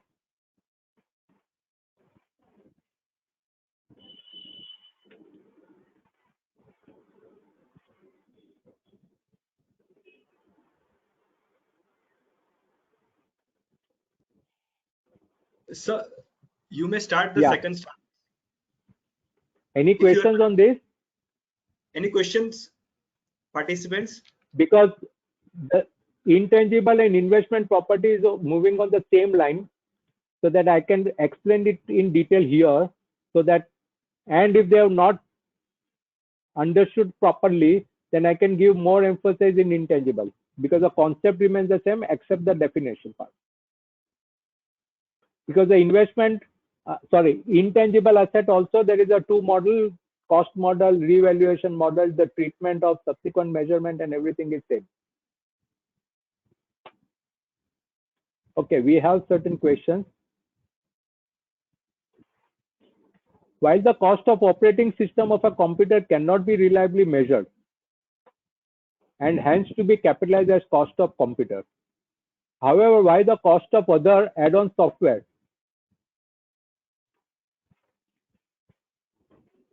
for example, antivirus, etc., cannot be charged off instead of capitalization, they can be reliably measured. Now, this particular question I'll take up in intangible because this is related to operating system and software, etc. I'll keep this particular question in mind and I will discuss at length because there is a lot of misunderstanding as to whether a software is part of my intangible or tangible assets. So we'll discuss that at length. In my PP also I've included based on my experience that this is a pertinent question whether it should be considered and whether it should be capitalized or charged off. We'll discuss this at length when we come to intangible. Question number 1. Question 2. How to assess what is major spare parts? Since for the different company, major cost is different and to its subjective. Fire alarm, fire hydrant, which is major cost. Is it PPE? Answer is fire alarm, fire hydrant, effluent treatment plant, your fire extinguishing systems, etc. are you are going to use it for more than one period.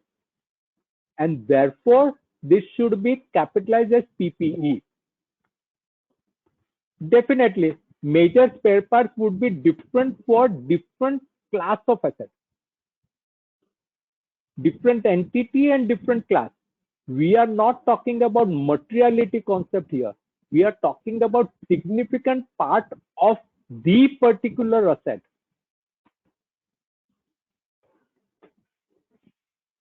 Okay, and many a times in practical scenario, I have seen that the significant major spare parts, major components. Are you going to use the component or spare parts? I don't know. Okay, the entity has to decide whether it is a major spare part or not. Is it some small? I'm giving you extreme case. Is it small screwdriver, etc., etc., etc.? Or are we talking about boilers?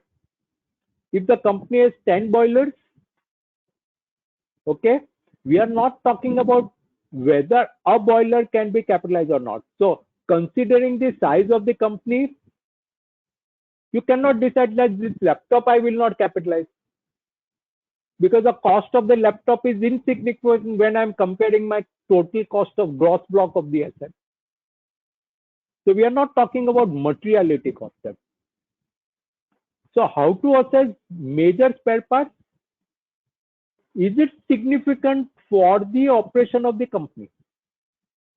Is it significant for the operating the particular machine or the plant? Those will be considered as a major spare part. Another criteria is the cost with reference to the particular asset and not the full class of the asset. That will be the criteria to decide the major spare part. Since for different companies, the major cost is different and it's too subjective. It is subjective. So management will have to take a call whether it is major or not. But as an auditor, as a chartered accountant, as a consultant, as an implementer to the Ind AS, you should draw the management attention that what is the definition of major spare part.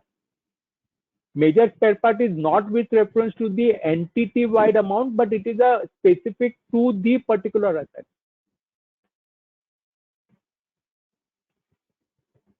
Question number 3.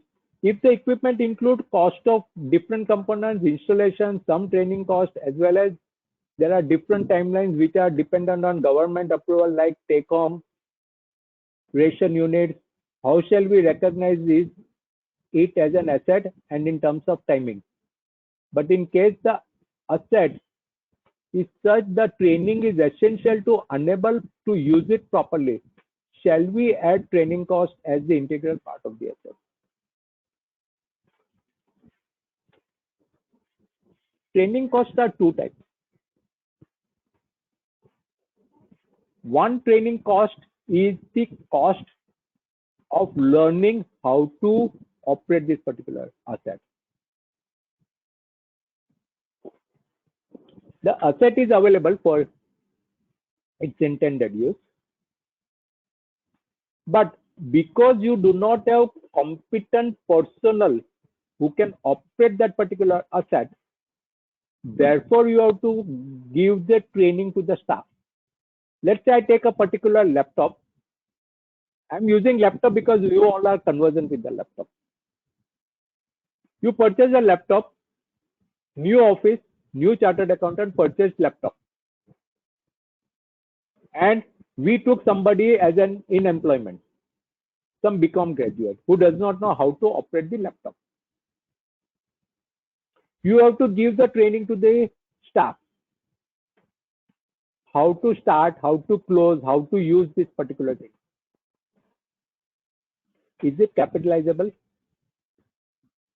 The answer is no.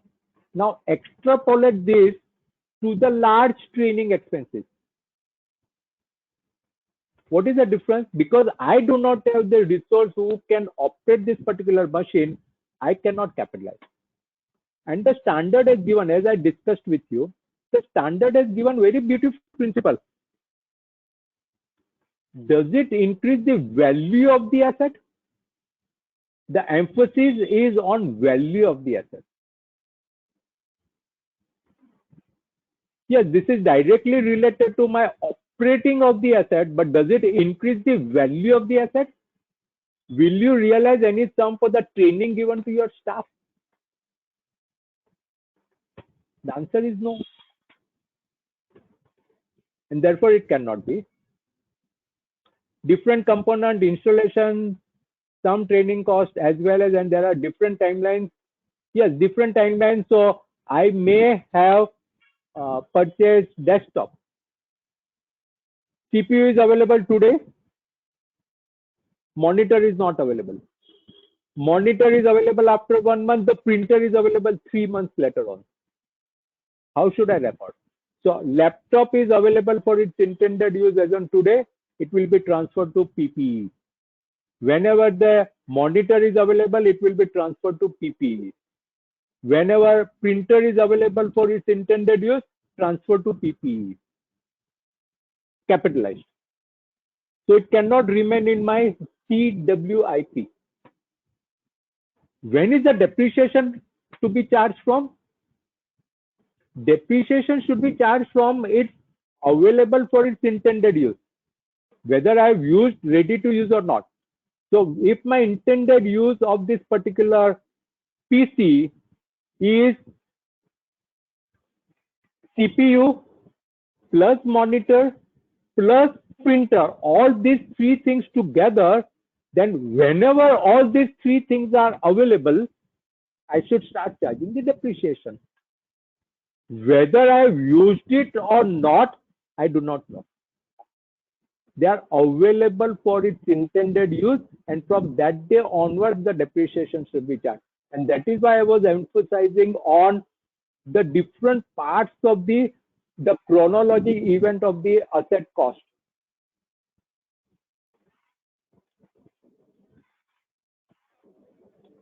I did not get this. What is this on government approval, like take home ration units, etc. But the principle remains the same. We dealt with a particular thing. Let me discuss with you. There was a cinema hall, theater available. But in cinema hall, before you start, you have to take fire permission, you have to take BMC permission, you have to take hundreds of such permissions from various regulatory authorities.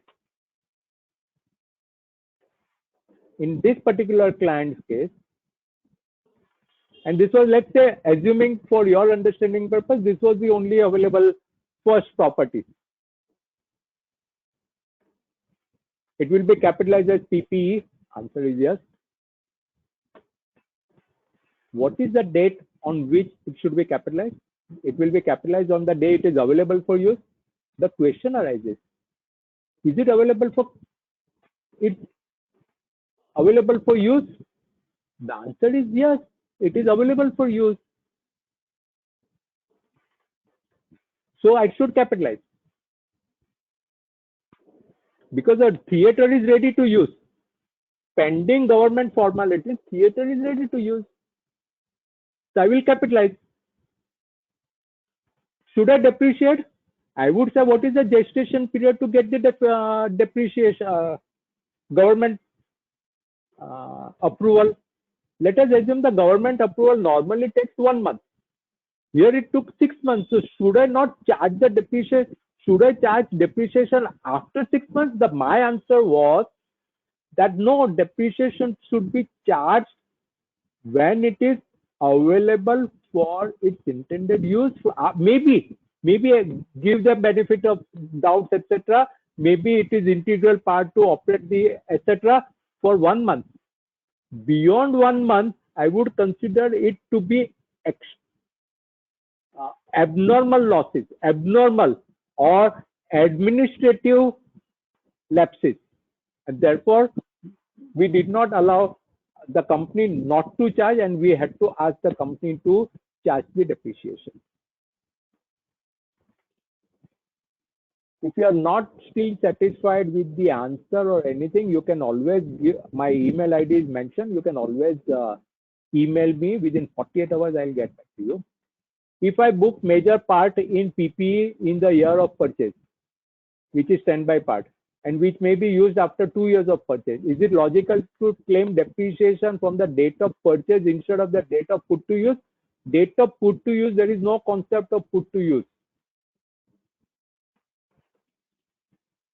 In the first year of implementation, there were a lot of such issues. You know, companies had companies had shown these spare parts, major equipment, major parts, insurance parts, etc. as stores and spares, and they had to transfer it to PPE. And there are opinion available from the Institute of Chartered Accountants of India that they should charge depreciating as per the definition. If we are incurring rent, security charges at the time of construction of the leasehold factory, so can we capitalize all such costs till the time the company have to start the production? Yes. Not company, you should not.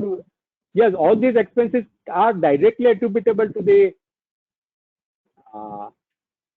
asset, but you cannot capitalize, continue to capitalize till the company start the production. The building may be available for its intended use as on today, and the company may take another 6 months to start its operation. So you cannot delay or continue to capitalize this particular thing. Question number 6. थोड़ा ऊपर करो, दिखता नहीं है. Whosoever is. Question number 6. I can't see. Okay. Yeah. You mentioned that training cost should not be capitalized. However, it is not a cost to bring the asset to its working condition. Where is the definition of working condition? It's always intended use. Available for use, intended. It is not. There is no concept of working condition. Asset to bring the work to its working condition. How to measure estimated cost of contractual obligation, dismantling, etc. for 30 years? Let's say, good question, which I did not discuss. Let's say my dismantling cost is going to be say 30 crores after 30 years. Based on today's environment, I need to estimate that it will be around 30 crores after 30 years. My discounting rate, let's say 10%. So 30 crores discounted 30 years, the discounted present value may be 1 crore. So I will capitalize 1 crore rupees as on today as PPE and create a provision of 1 crore as provision for dismantling liability. What will happen in the next year? My depreciation is calculated based on this cost, whatever actually incurred, plus 1 crore, which is the cost. On that, I will calculate the depreciation. What will happen to my provisions, which you will discuss again at, when you discuss the provision. And that point in time, now what is the discounting rate? 10%. So what I will do, it is known as unwinding of the discounting factor. So in the first year, after at the end of first year, I will charge finance cost being 10% of 1 crore 10 lakh rupees to profit and loss account as finance cost and credit to provision for dismantling liability 10 lakh. Doing this way over a period of time, 30 years, it will become my provision for liability, dismantling liability will become 30 crores, which I will pay off, and my liability provision is squared off. My liability is discharged. This is how it takes place.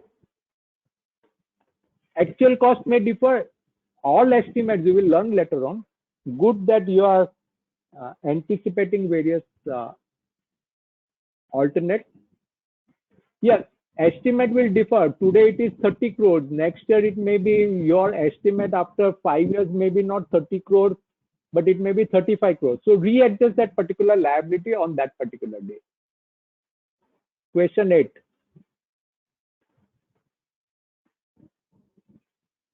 Question number 8. Can't see this.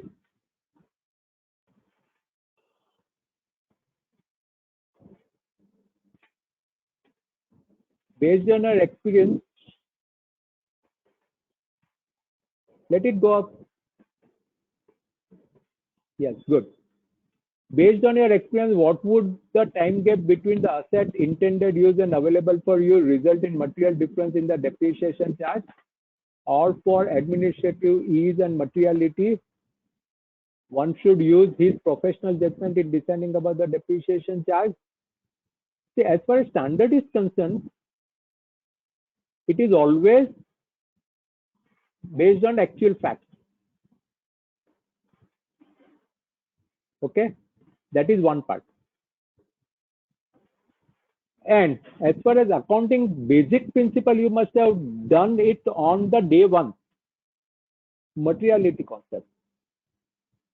The concept of implementing cost and the benefit analysis, cost benefit analysis, that will always be there. So you must consider all these things. But there is no thumb rule that 1 महीना होगा तो चलेगा, 6 महीना होगा तो नहीं चलेगा. There is nothing like that. If there is an administrative delay, the standard is very much clear that you should start depreciating. But then, as an accountant, it is always the materiality assumption is always there. Concept of materiality will always be there. And the another concept is cost versus benefit. If I don't charge, what is the benefit? If I charge, what is the cost? That one has to weigh that. There is no standard rule. Revaluation amount routed through OCI or directly to revaluation routed through OCI. But reversal from OCI will be directly from revaluation to retained earning, not through OCI. Is the example given of contractual obligation, filling of the landfill, mining company to be considered as cost of PP? As I told you, this particular thing, so that you can understand this particular thing, this is not part of this. This is a separate standard, but because you can understand, I gave this particular example, landfill example. Thereafter, I give 4 or 5 another example for you to understand. I think there are no more questions. If there are any, you can ask after this second session is also over. there will be more clarity on various aspects when we discuss intangible assets. Let me change my screen, stop my PPT, open the new PPT.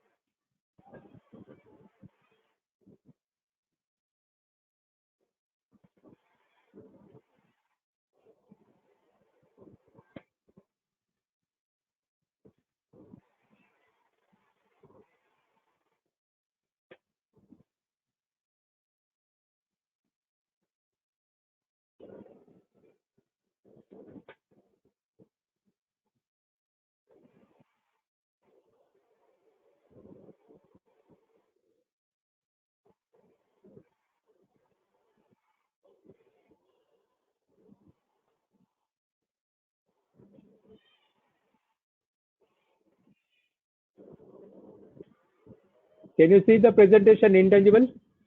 Yes, sir. Yes, sir. Okay.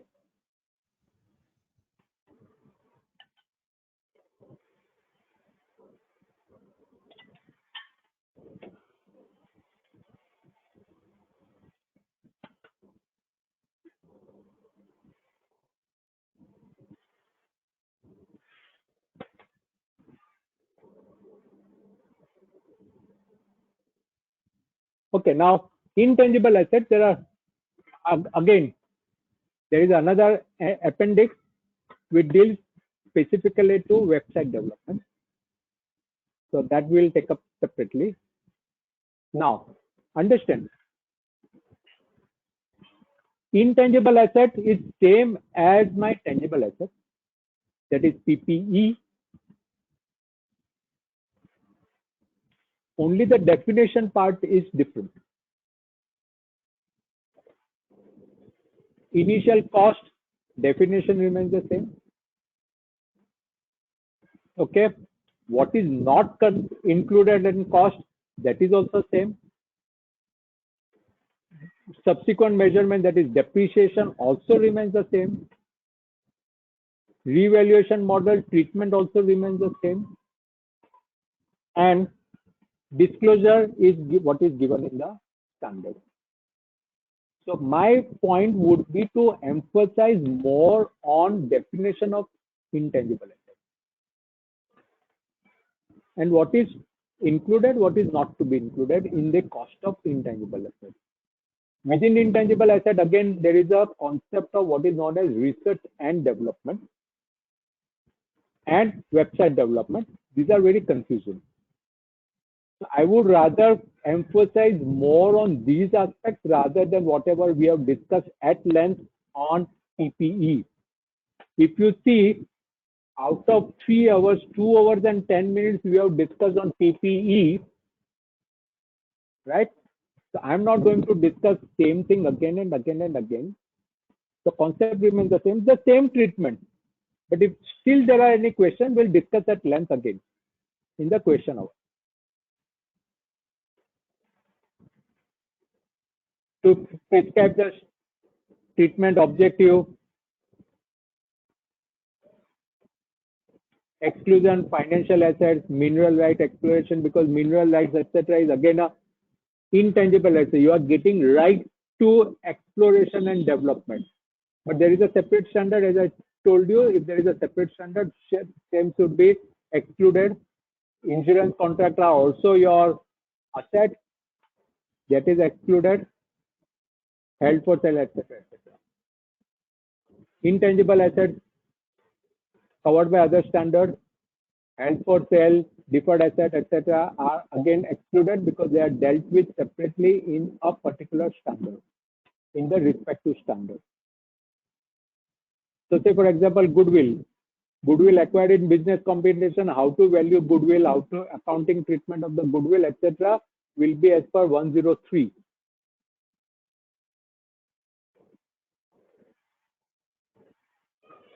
Let us understand the basic definition of intangible asset. Intangible asset is an identifiable non-monetary asset without physical substance.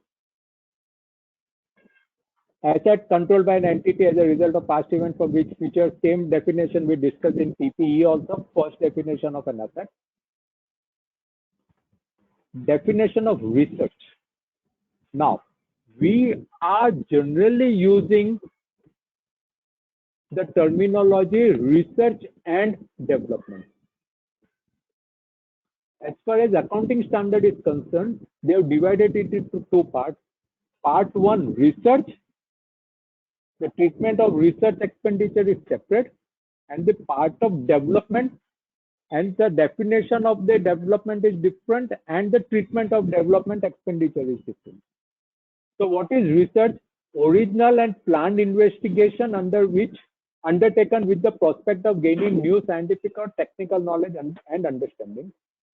Development is the application of research findings. So first you will have research.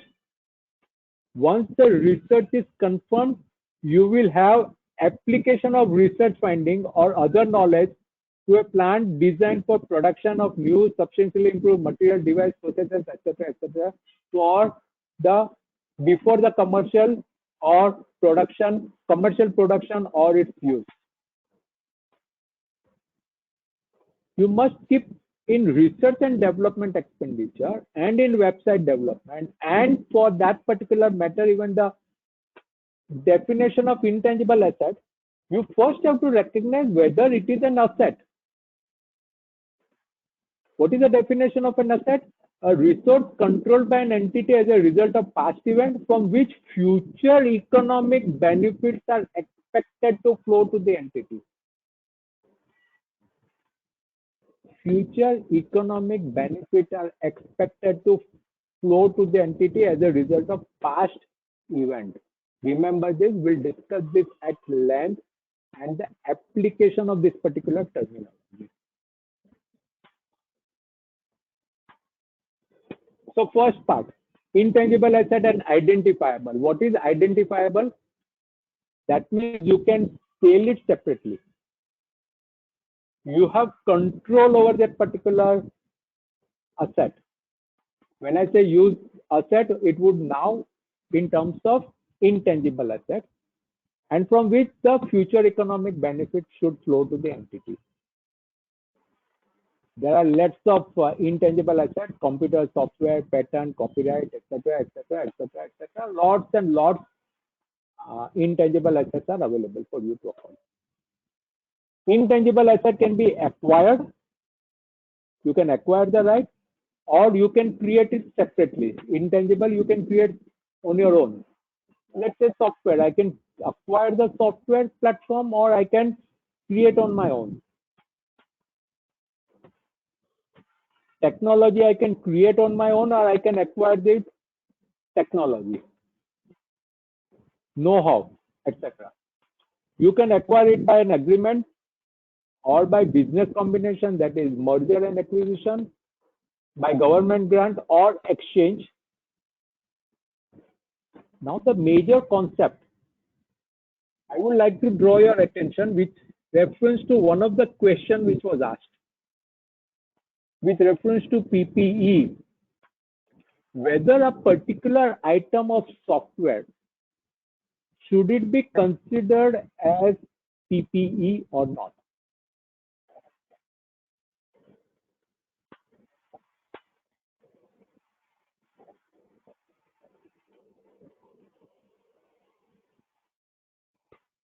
So, the way I look at it, whether intangible is content on a tangible asset or intangible asset, in a tangible asset.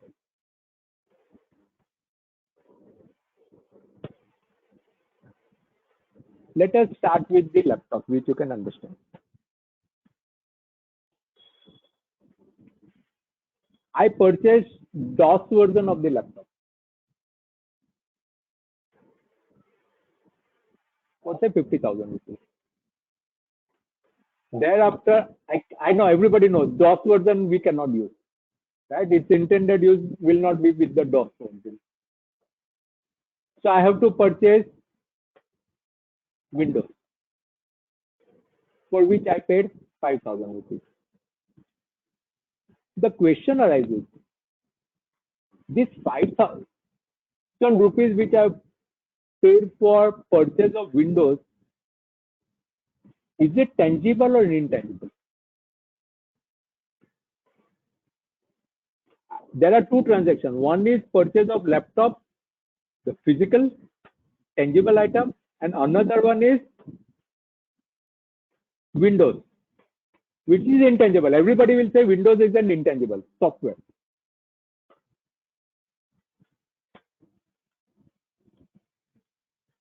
The question arises, what should I do? Now, the real thing will come. Is this software residing in the tangible asset or residing on the top of the tangible asset? Tangible asset being laptop. Can I operate laptop without Windows or not? What was the definition of PPE? All expenditure for its intended use. Can I use laptop without Windows for its intended use? The answer is no. So that software will become the part of the tangible item being the cost of the laptop. And I will not recognize that as my, this one, intangible asset. I purchased one machinery. Now I am going to corporate level. I purchased machinery and I want to automate this particular machinery or the manufacturing system I want to automate. The machinery purchased is such that it has to be loaded with the software. Unless and until it is loaded with the software, I cannot operate machine. But the manufacturer says that we do not have this particular software available. You go to XYZ vendor who will supply you the software to operate, or you can do on your own. And you purchase software. The software what you purchased is not an intangible. It will be considered as the PPE because PPE intended use cannot be without software.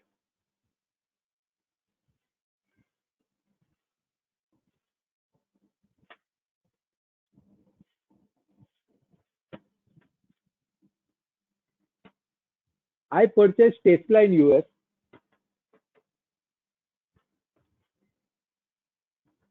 There is a software loaded onto the Tesla. That is that if I load it with that particular software, it becomes driverless. So Tesla without driverless Tesla is available for, let's say, $75,000. If I want that particular software loaded onto my vehicle, I have to pay 10,000 extra. Two transactions, just like my laptop.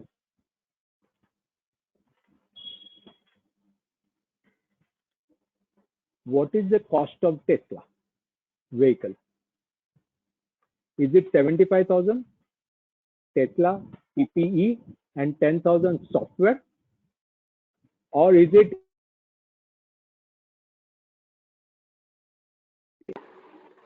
cost of Tesla including software?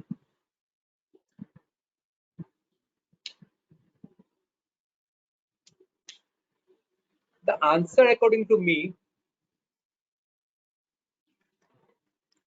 would be whether I can operate Tesla without software The answer is yes. That is an add-on given to me, which I purchased. The intended use of the vehicle is the roadworthiness. It is roadworthy. So I have to, it is roadworthy. So I have to capitalize 75,000 as Tesla and 10,000 as the software. Another part of the particular thing is that I can transfer this software to somebody else also. So it meets my definition of sellability. Just like my Tesla, I can sell vehicle to somebody and software to somebody else.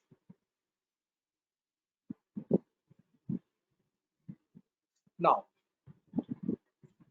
I load my laptop. I purchased one machinery. After 2 years of operation, I decided to computerize, automate this particular plant. And I incurred additional expenditure on that particular automation. Two parts of automation, one is hardware and another one is software. How should I deal? Now this particular project, I would view this as the cost of the intangible.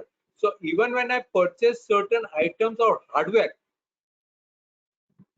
to implement my software automation plan, that also will be considered as my intangible asset.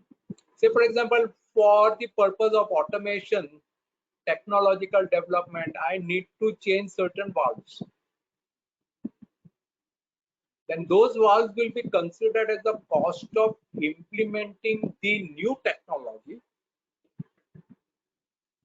which is separate from my plant and machinery, because the plant was operating as it is without this particular thing. So this additional expenditure will be considered as the intangible asset.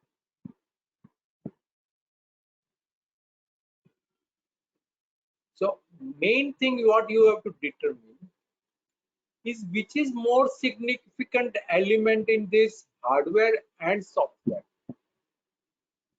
Can the hardware PPE tangible operate without intangible, or is it intangible? Can the intangible operate without tangible item? Say for example, for my automation purpose, I have to create one console room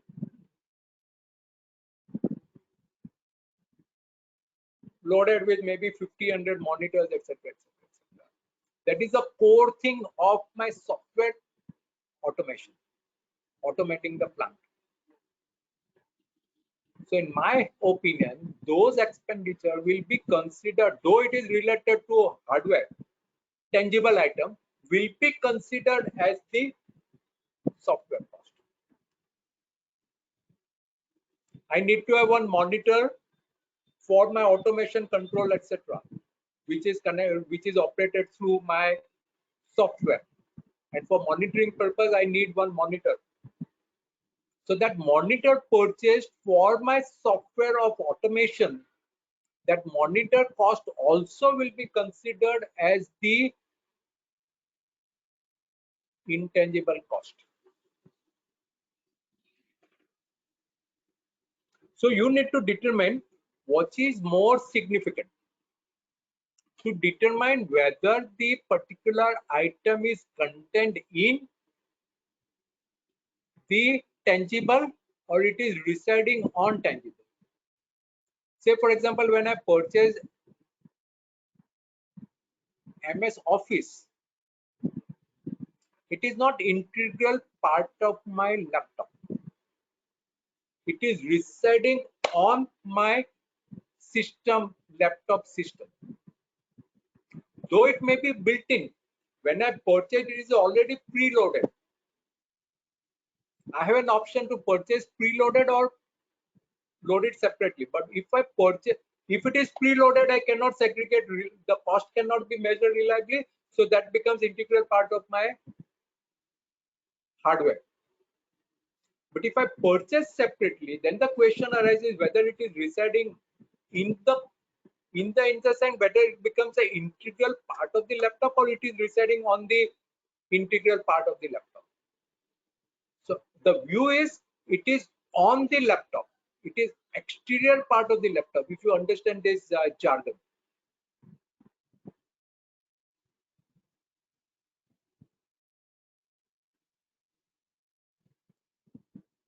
Identifiable, capable of being separately from the entities sold, transferred, licensed, leased, rented, etc. separately, then you can say this particular thing is identifiable. It may arise by way of a contractual or other legal rights, regardless whether those rights are transferable, separable from the entity or other one. At the same time, you should have power over control power. You should have control over the power to obtain economic benefit and restrict others. So you may not get the economic benefit, but by way of virtue of paying the amount, you may restrict others. Then also that will be considered as the intangible asset. The question arises about the skill set of the staff. If I have to train the staff for anything new, can it be considered as the intangible? The standard has stated no, because you have no control over the staff. If they leave, there is no economic benefit. Therefore, development of skill set cannot be the capital expenditure by way of intangible asset. Future economic benefit may not be in terms of physical input. It can be in terms of reduction in cost. It should be reasonable and supportable. These are the attributes of the intangible assets.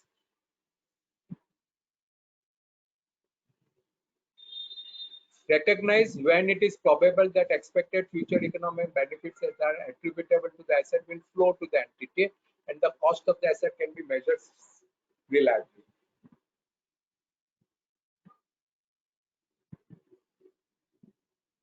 What is here? Definition of an asset: expected future benefit that are attributable to the asset. We'll discuss again at length. Now it is more or less same as this, except two particular parts which we'll discuss at length: research and development and the website development. Initial cost, directly attributable cost. Cost does not include, remember, introducing new product or services, for example, advertisement. Same thing as what was there in PPE. Conducting new business, administrative cost is cost incurred while asset that is ready for use is awaiting deployment. Cost for redevelopment, deployment of an asset, initial operating cost. In business combination, always when you learn 103, you will learn that business combination, everything is accounted at its fair value, and that fair value will be considered as the cost of the asset. Subsequent expenditure, there also same definition, here also recognized if it meets the definition of a capital expenditure being in the nature of intangible asset. There is another caveat here, and that caveat is true for everybody, that expenditure on intangible item that was initially recognized as an expense in the previous financial statement shall not be recognized as part of the cost of an intangible asset at a later date. We'll discuss again when we discuss research. Today I incur certain expenditure, and I expect that there will not be any, I don't expect as on today any future economic benefit, so I've written off. Charge to profit and loss account, because it cannot be recognized as an asset because there is no future economic benefit. Subsequently, I realized no, by doing this, changing this particular methodology, etc., etc., etc., I can make use of this. Can I reverse that particular charge to profit and loss account? standard says no, you cannot. Internally generate asset, you cannot capitalize goodwill as internally generated. Research and development. If you purchase research and development technical now, then it is known as technical now. But if you have your own research and development department, then there are two parts to research and development. One part is related to research expenditure, and the second part is related to the development expenditure. What is research expenditure?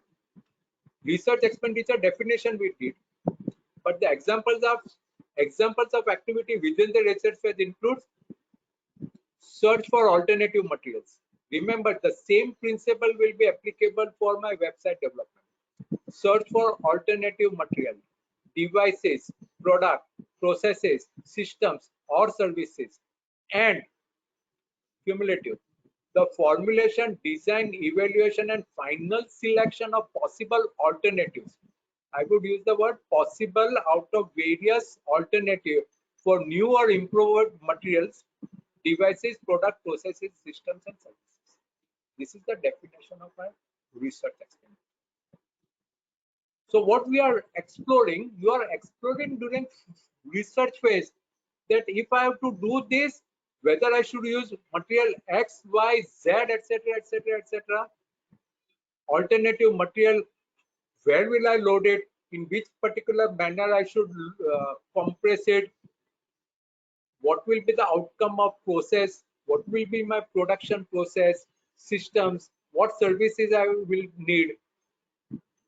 I have to design, formulate, design, etc. for various alternatives. I will evaluate whether if I use this particular material will be better, or Y material will be better, or Z material will be better. Cost benefit analysis will be done. Whether it will be bulky, whether I can sell it in the market. All those alternates are done in the research phase. The question arises, when you are dealing with all these alternates, do you expect, as on today, future economic benefit? Answer is no, because nothing is stabilized as on today. You are doing research in a maybe very lab scale level. You don't know when I extrapolate whether it will be substantiated or not. मैं हमेशा एक example देता हूँ कि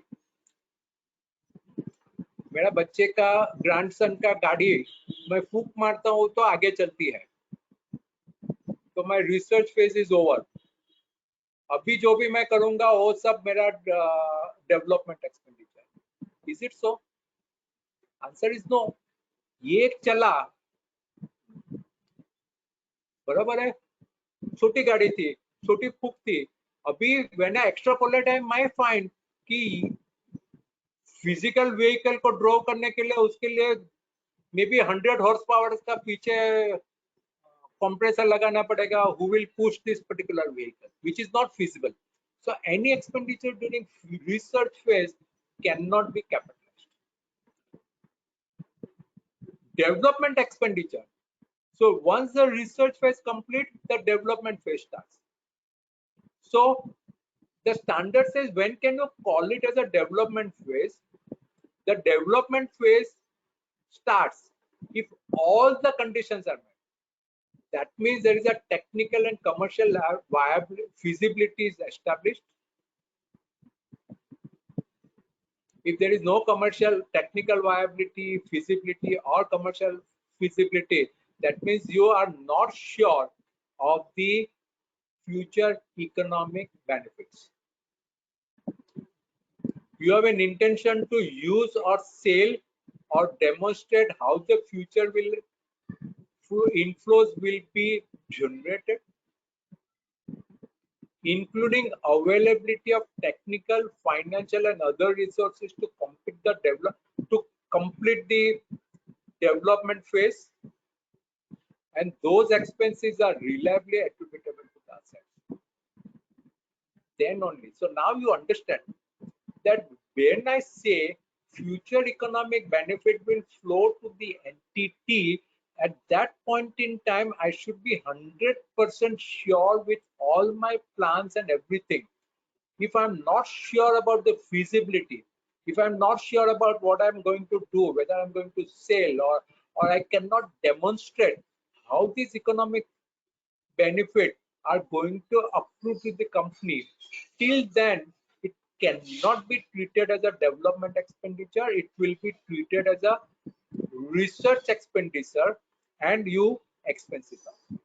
If you cannot divide this expenditure between research and development, the standard says expenditure.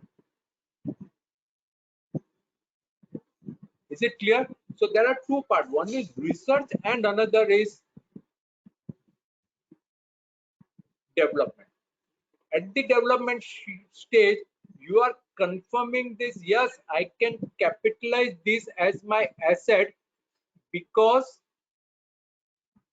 it is probable.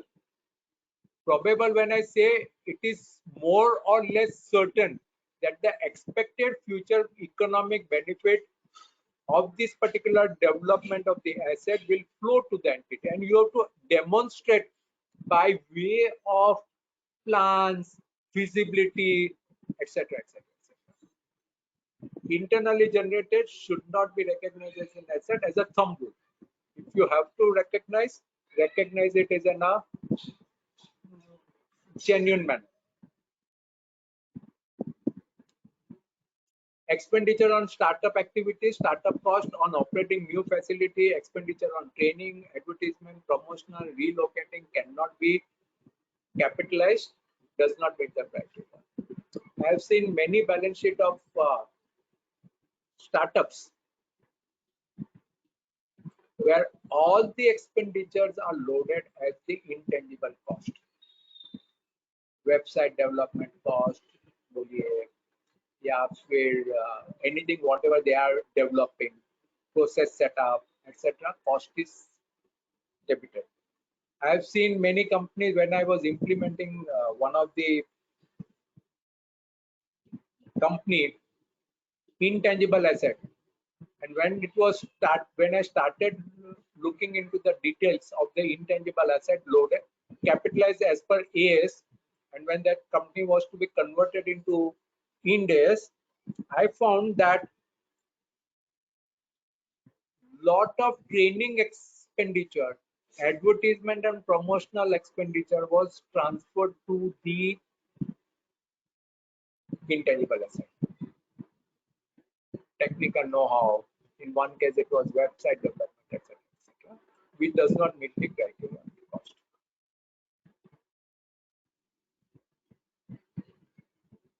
This I will share, you will understand, so that we can. Now website cost.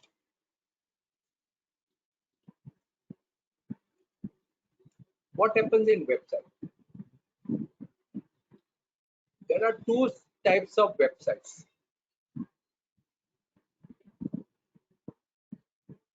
One is what we call it portal, e-com portal or whatever. And another website, normal websites are all for what is the purpose of normal website. Say for example, I have a website in my company's name. So what is the purpose of generally the website is for what? Generally most of the website are for the purpose of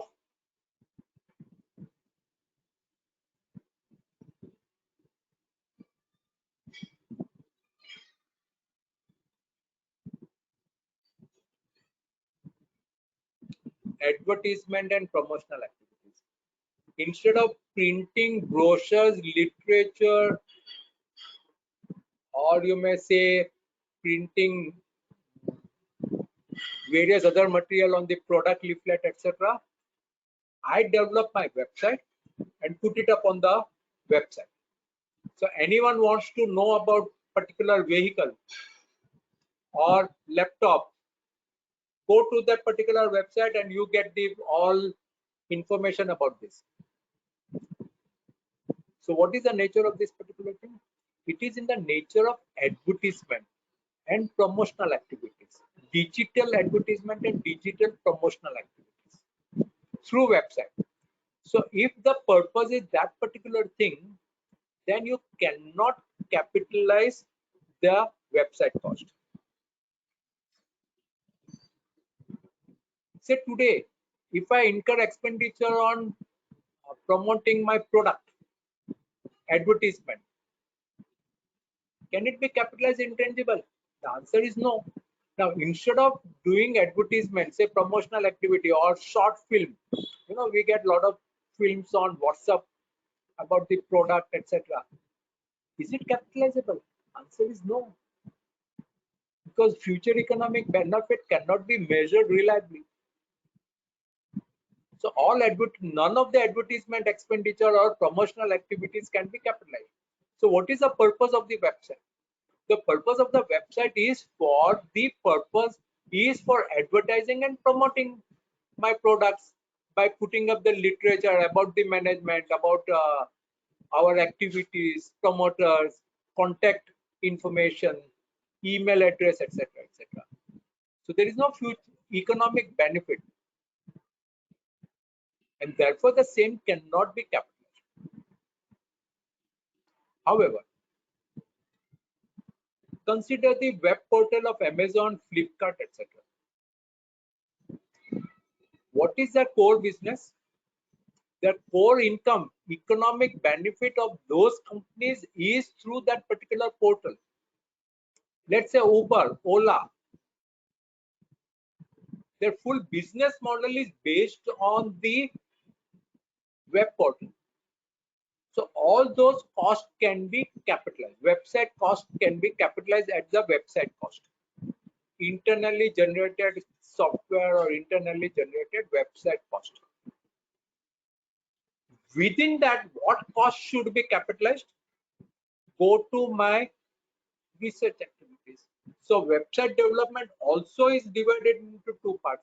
One is research part and the other one is development part. In research part, you prepare what is required. Then you find out alternates as to which software to be used, which particular language should be used. Should I use C language? Should I use C++, C++, PHP? What should be the layout? What should be the design? All those costs are in the nature of research. I'm finding out various alternates. Should I make it on Android, iOS, Linux, Windows-based? Which will work better? All those expenditure in the initial stage of the website development is to be considered as the research expenditure. As soon as you categorize it as a research expenditure, the same should be written off as your expenditure in profit and loss account.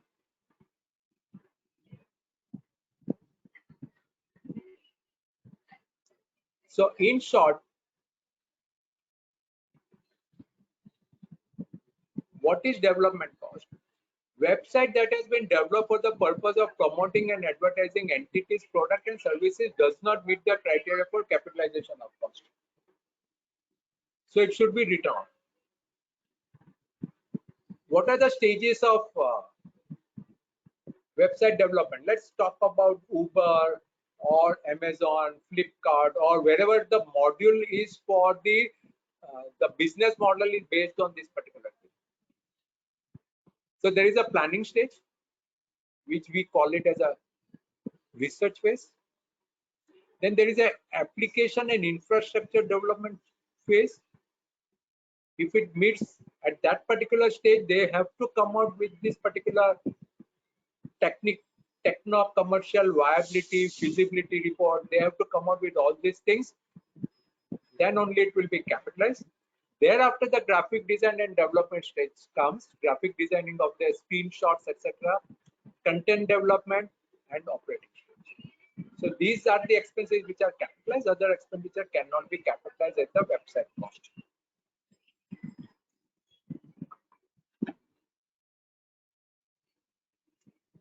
Subsequent measurement like depreciation.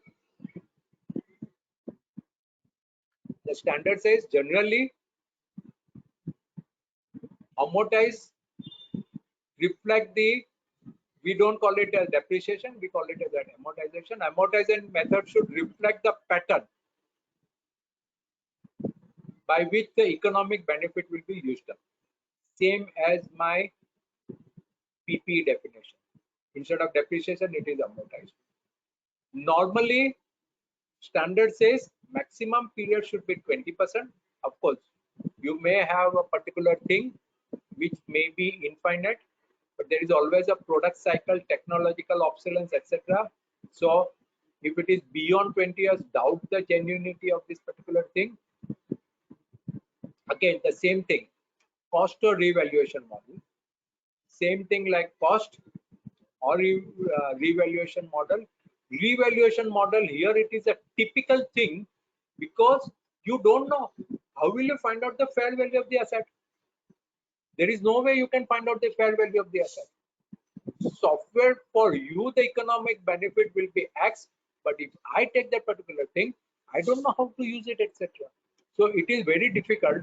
So what the standard says, that if there is no active market for those assets, you can't follow revaluation. This is a caveat.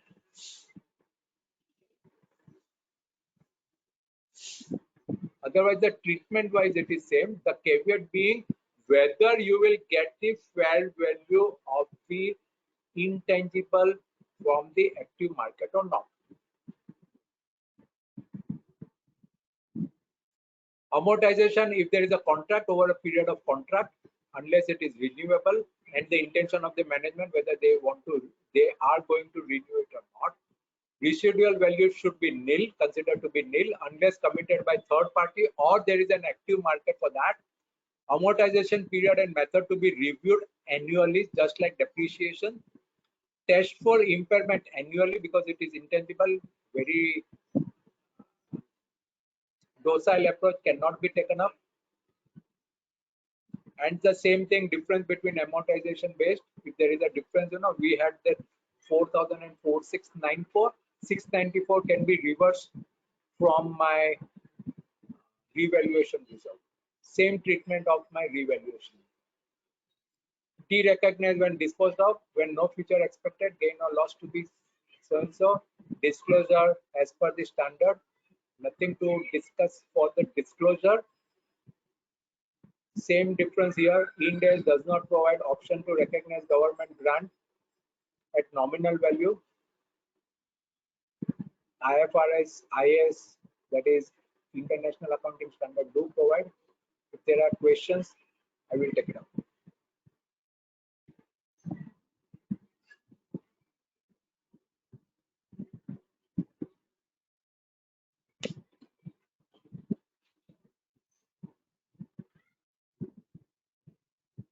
Yeah.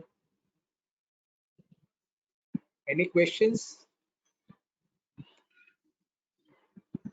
Any questions relating to intangible assets?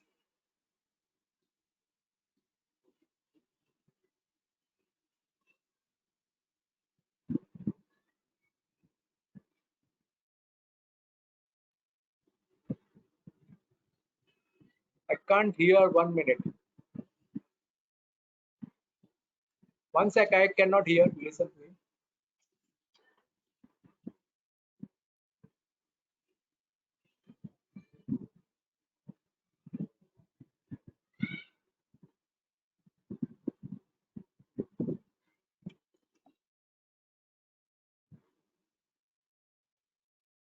I think there are no questions, right? So far, we can take it up at the end if there is a time left.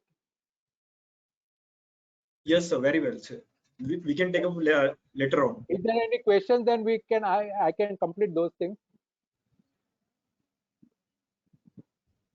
No, sir. We can move forward. Okay. Okay. Give me 1 minute so that I can.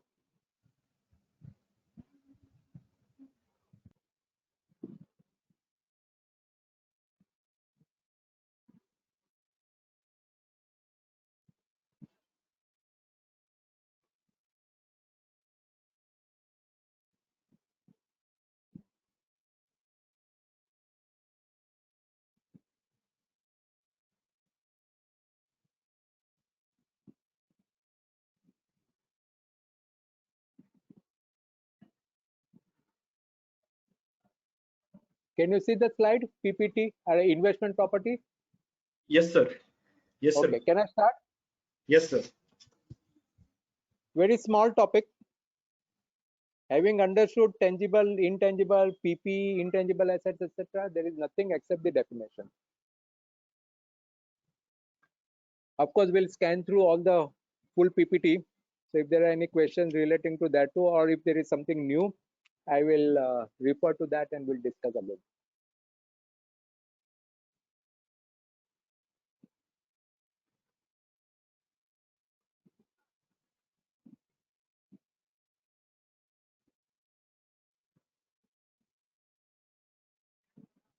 Application, okay, does not apply to biological asset, mineral assets, gas, etc. Now, understand the definition. What is investment property? It is a land or building or part of building or both held by the owner or the lessee under a finance lease to earn rentals and or for capital appreciation rather than for use in production or for supply of goods or services, etc., in the ordinary course of business. So the main ingredient of the investment property is it has to be land and or building. It cannot be plant or equipment. One, it should be held by the owner for the purpose of earning rental or for capital appreciation. The idea is not to use it. Idea is for investment so that it will grow in future and I will get the benefit of capital appreciation and or for earning rental. Pending that, before the sale, I may start put it on the rental, lease it so that I start earning the rental. So the main ingredient of the investment property is land or building, the purpose for which it is acquired, either for the purpose of earning rental and or capital appreciation. Normally the entity will acquire this land, building, etc. for the use in production, supply of goods, etc. In those cases, it will be considered as PPE, or if it is for the sale in the ordinary course of business, then it will be considered as my inventory and not investment.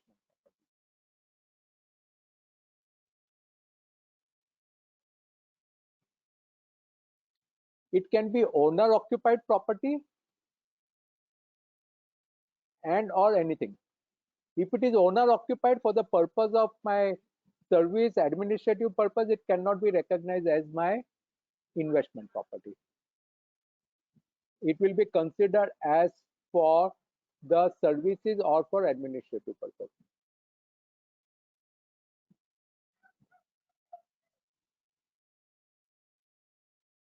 Interest in held by lessee under operating lease may be classified as an investment property if it meets the criteria. It should be measured at cost, including transaction cost, no doubt about it. Now the question arises, what if it is partly self-occupied? If it is self-occupied, it will be considered as my PPE. What if it is partly self-occupied and partly given on rent? I have an office building, 2 floors are given on rental basis and remaining 3 floors are used for my office and partly for this. How should I treat? The standard says, can each part be sold separately or it is integral part? If it can be sold separately, account it separately. Otherwise, it is an investment property only if insignificant portion is owner occupied. Now, what is insignificant? Nowhere it is given, but somewhere I was reading that somebody has defined in his research paper that insignificant should be considered as 2%, which I personally have never utilized this particular criteria. I always go beyond 2% also. The question arises,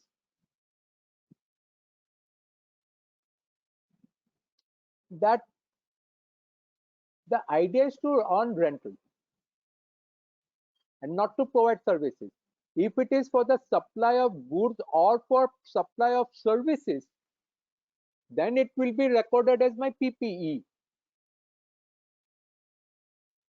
What if I give the premises on rental and I also give the services?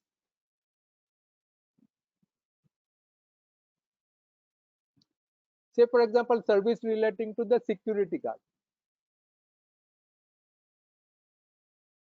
safeguarding the property, and I charge my rental include that particular thing. Should I consider it as an investment property or should I consider it as a PPE? The standard says that if services provided are insignificant, then consider it to be investment property.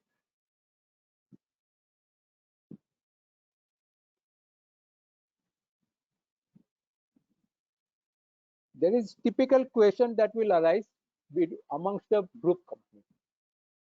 Let's say a holding company has one particular building, which they have given it to the subsidiary for the subsidiary's use of business purpose.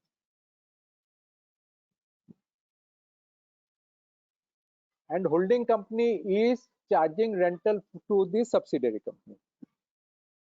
How should it be treated? So consider these two separate things. One, as far as holding company is concerned, is this building used in the production or supply of goods, etc., etc., etc., or is it used for earning rentals? It is used for earning rentals. So as far as group is concerned, as far as parent company is concerned, it is considered as the investment property. Now coming to the group, consolidated financial statement. What happens at the consolidated for the group consolidated financial statement? What happens at the consolidated level? That this particular property is used for the business of the group, consolidated entity-wide application. So it will be classified as the PPE at consolidation level, but at standalone basis for the parent company, it will be considered as the investment property, or it may be vice versa. Subsidiary as a property, they have given it on rental to the holding company. So subsidiary will treat it as a investment property, and at group level, it will be considered as the PPE.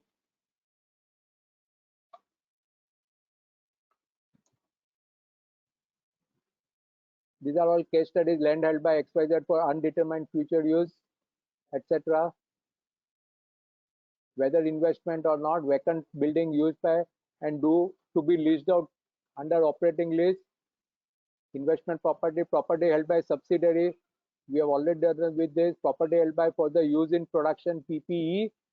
Owner occupied, E again is the investment property. Recognition, future economic benefit will flow to the entity. Same thing. Measurement at cost, including same thing. PPE, intangible and investment property, same thing.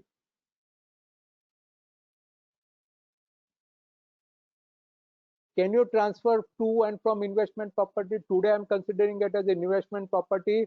There is a change in use and I started using it for my office purpose. Yes, whenever there is a change in use, you transfer from one accounting head to another accounting head.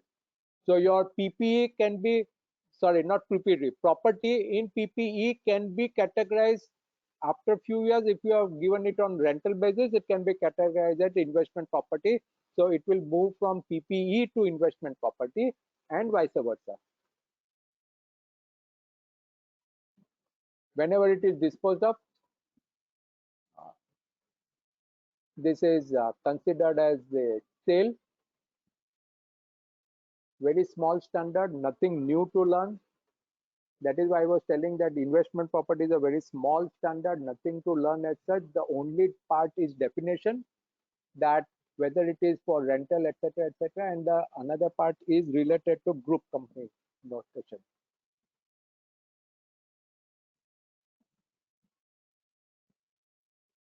I think we are through. If there are any questions, I'll take up those questions.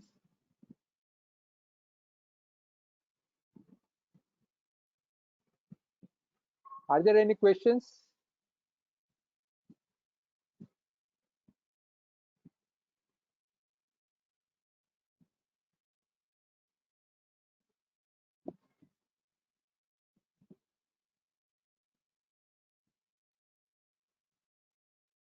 On any of the topics?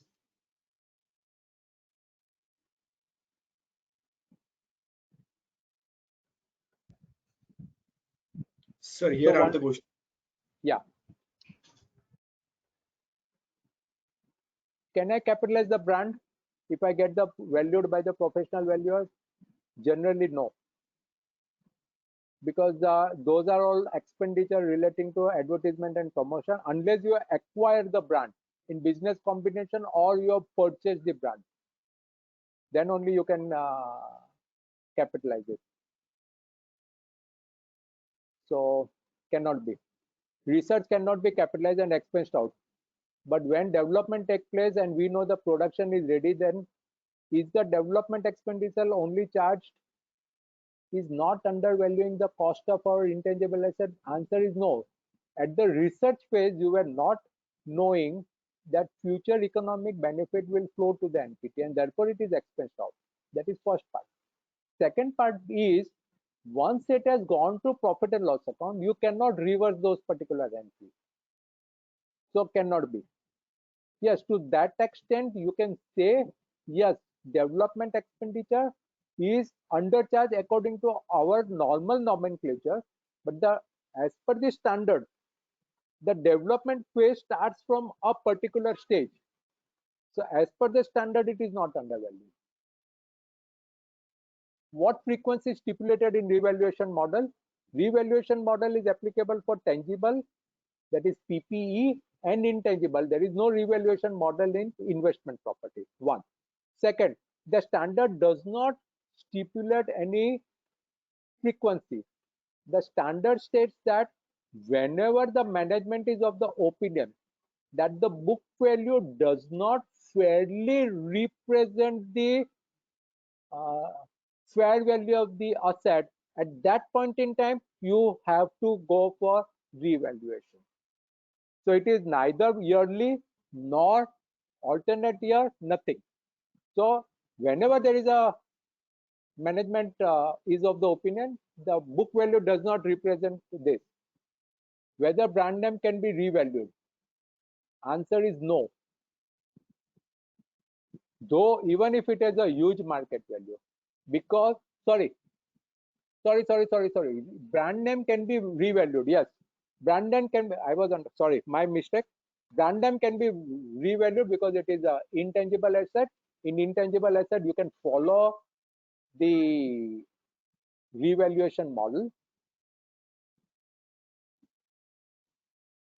Whether investment property can be reclassified as PP depending on change in use? Yes. Investment property can be transferred to PPE. PP can be transferred to investment property also. Why definition of intangible asset mention non-monetary asset? There are two types of asset. One is monetary and non-monetary. Monetary assets define that you can expect exact amount of money. Those are all monetary assets. So like my cash and bank balance, I know exactly what amount I'm likely to get. Debtors, I know exactly what is my claim. Loans and advances, I know exactly what I can claim. But non-monetary assets are these expenses where non-monetary asset means the value is uncertain. In the sense, it is not what is the book value I am going to realize. It may be something more, it may be something less. And particularly when I am following, say, cost model, my depreciated value may be X, market value may be X multiplied by 10 or X divided by 10. So this particular non-monetary asset. So even the PP is also non-monetary asset. Inventory is also non-monetary asset. I think there are no questions. If there are any questions, you take down my email ID and you can mail me. I'll revert to you.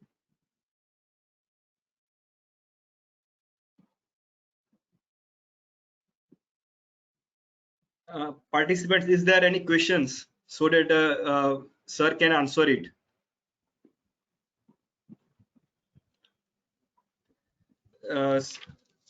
Sir, I think there are no questions at present. And Good. if there is any questions, then they will email you. Okay. And yeah, sir, it was very nice session.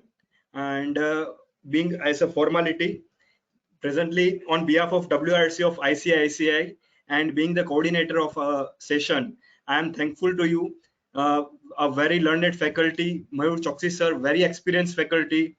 He has given a tremendous understanding on Ind AS 16, 38 and 40 intangible assets, property, plant and equipment, investment property, etc. Research and we have given on startup. He has given very that how the balance, how you should in research and development expense should be at profit and loss. It should be debited in profit and loss account. So he has given a tremendous understanding, and we are privileged to hear you, sir, on this subject. And I am very thankful to you again. Thank you very much, participants, for making this interactive session, asking many questions to Mayur sir. Thank you very much, sir. Good evening, all of you. Thank you. Thank you. Thanks to all We will meet. participants and to you and the WIC. Thanks. Yes. Well organized. Thank you very much, sir. Okay. Thank you.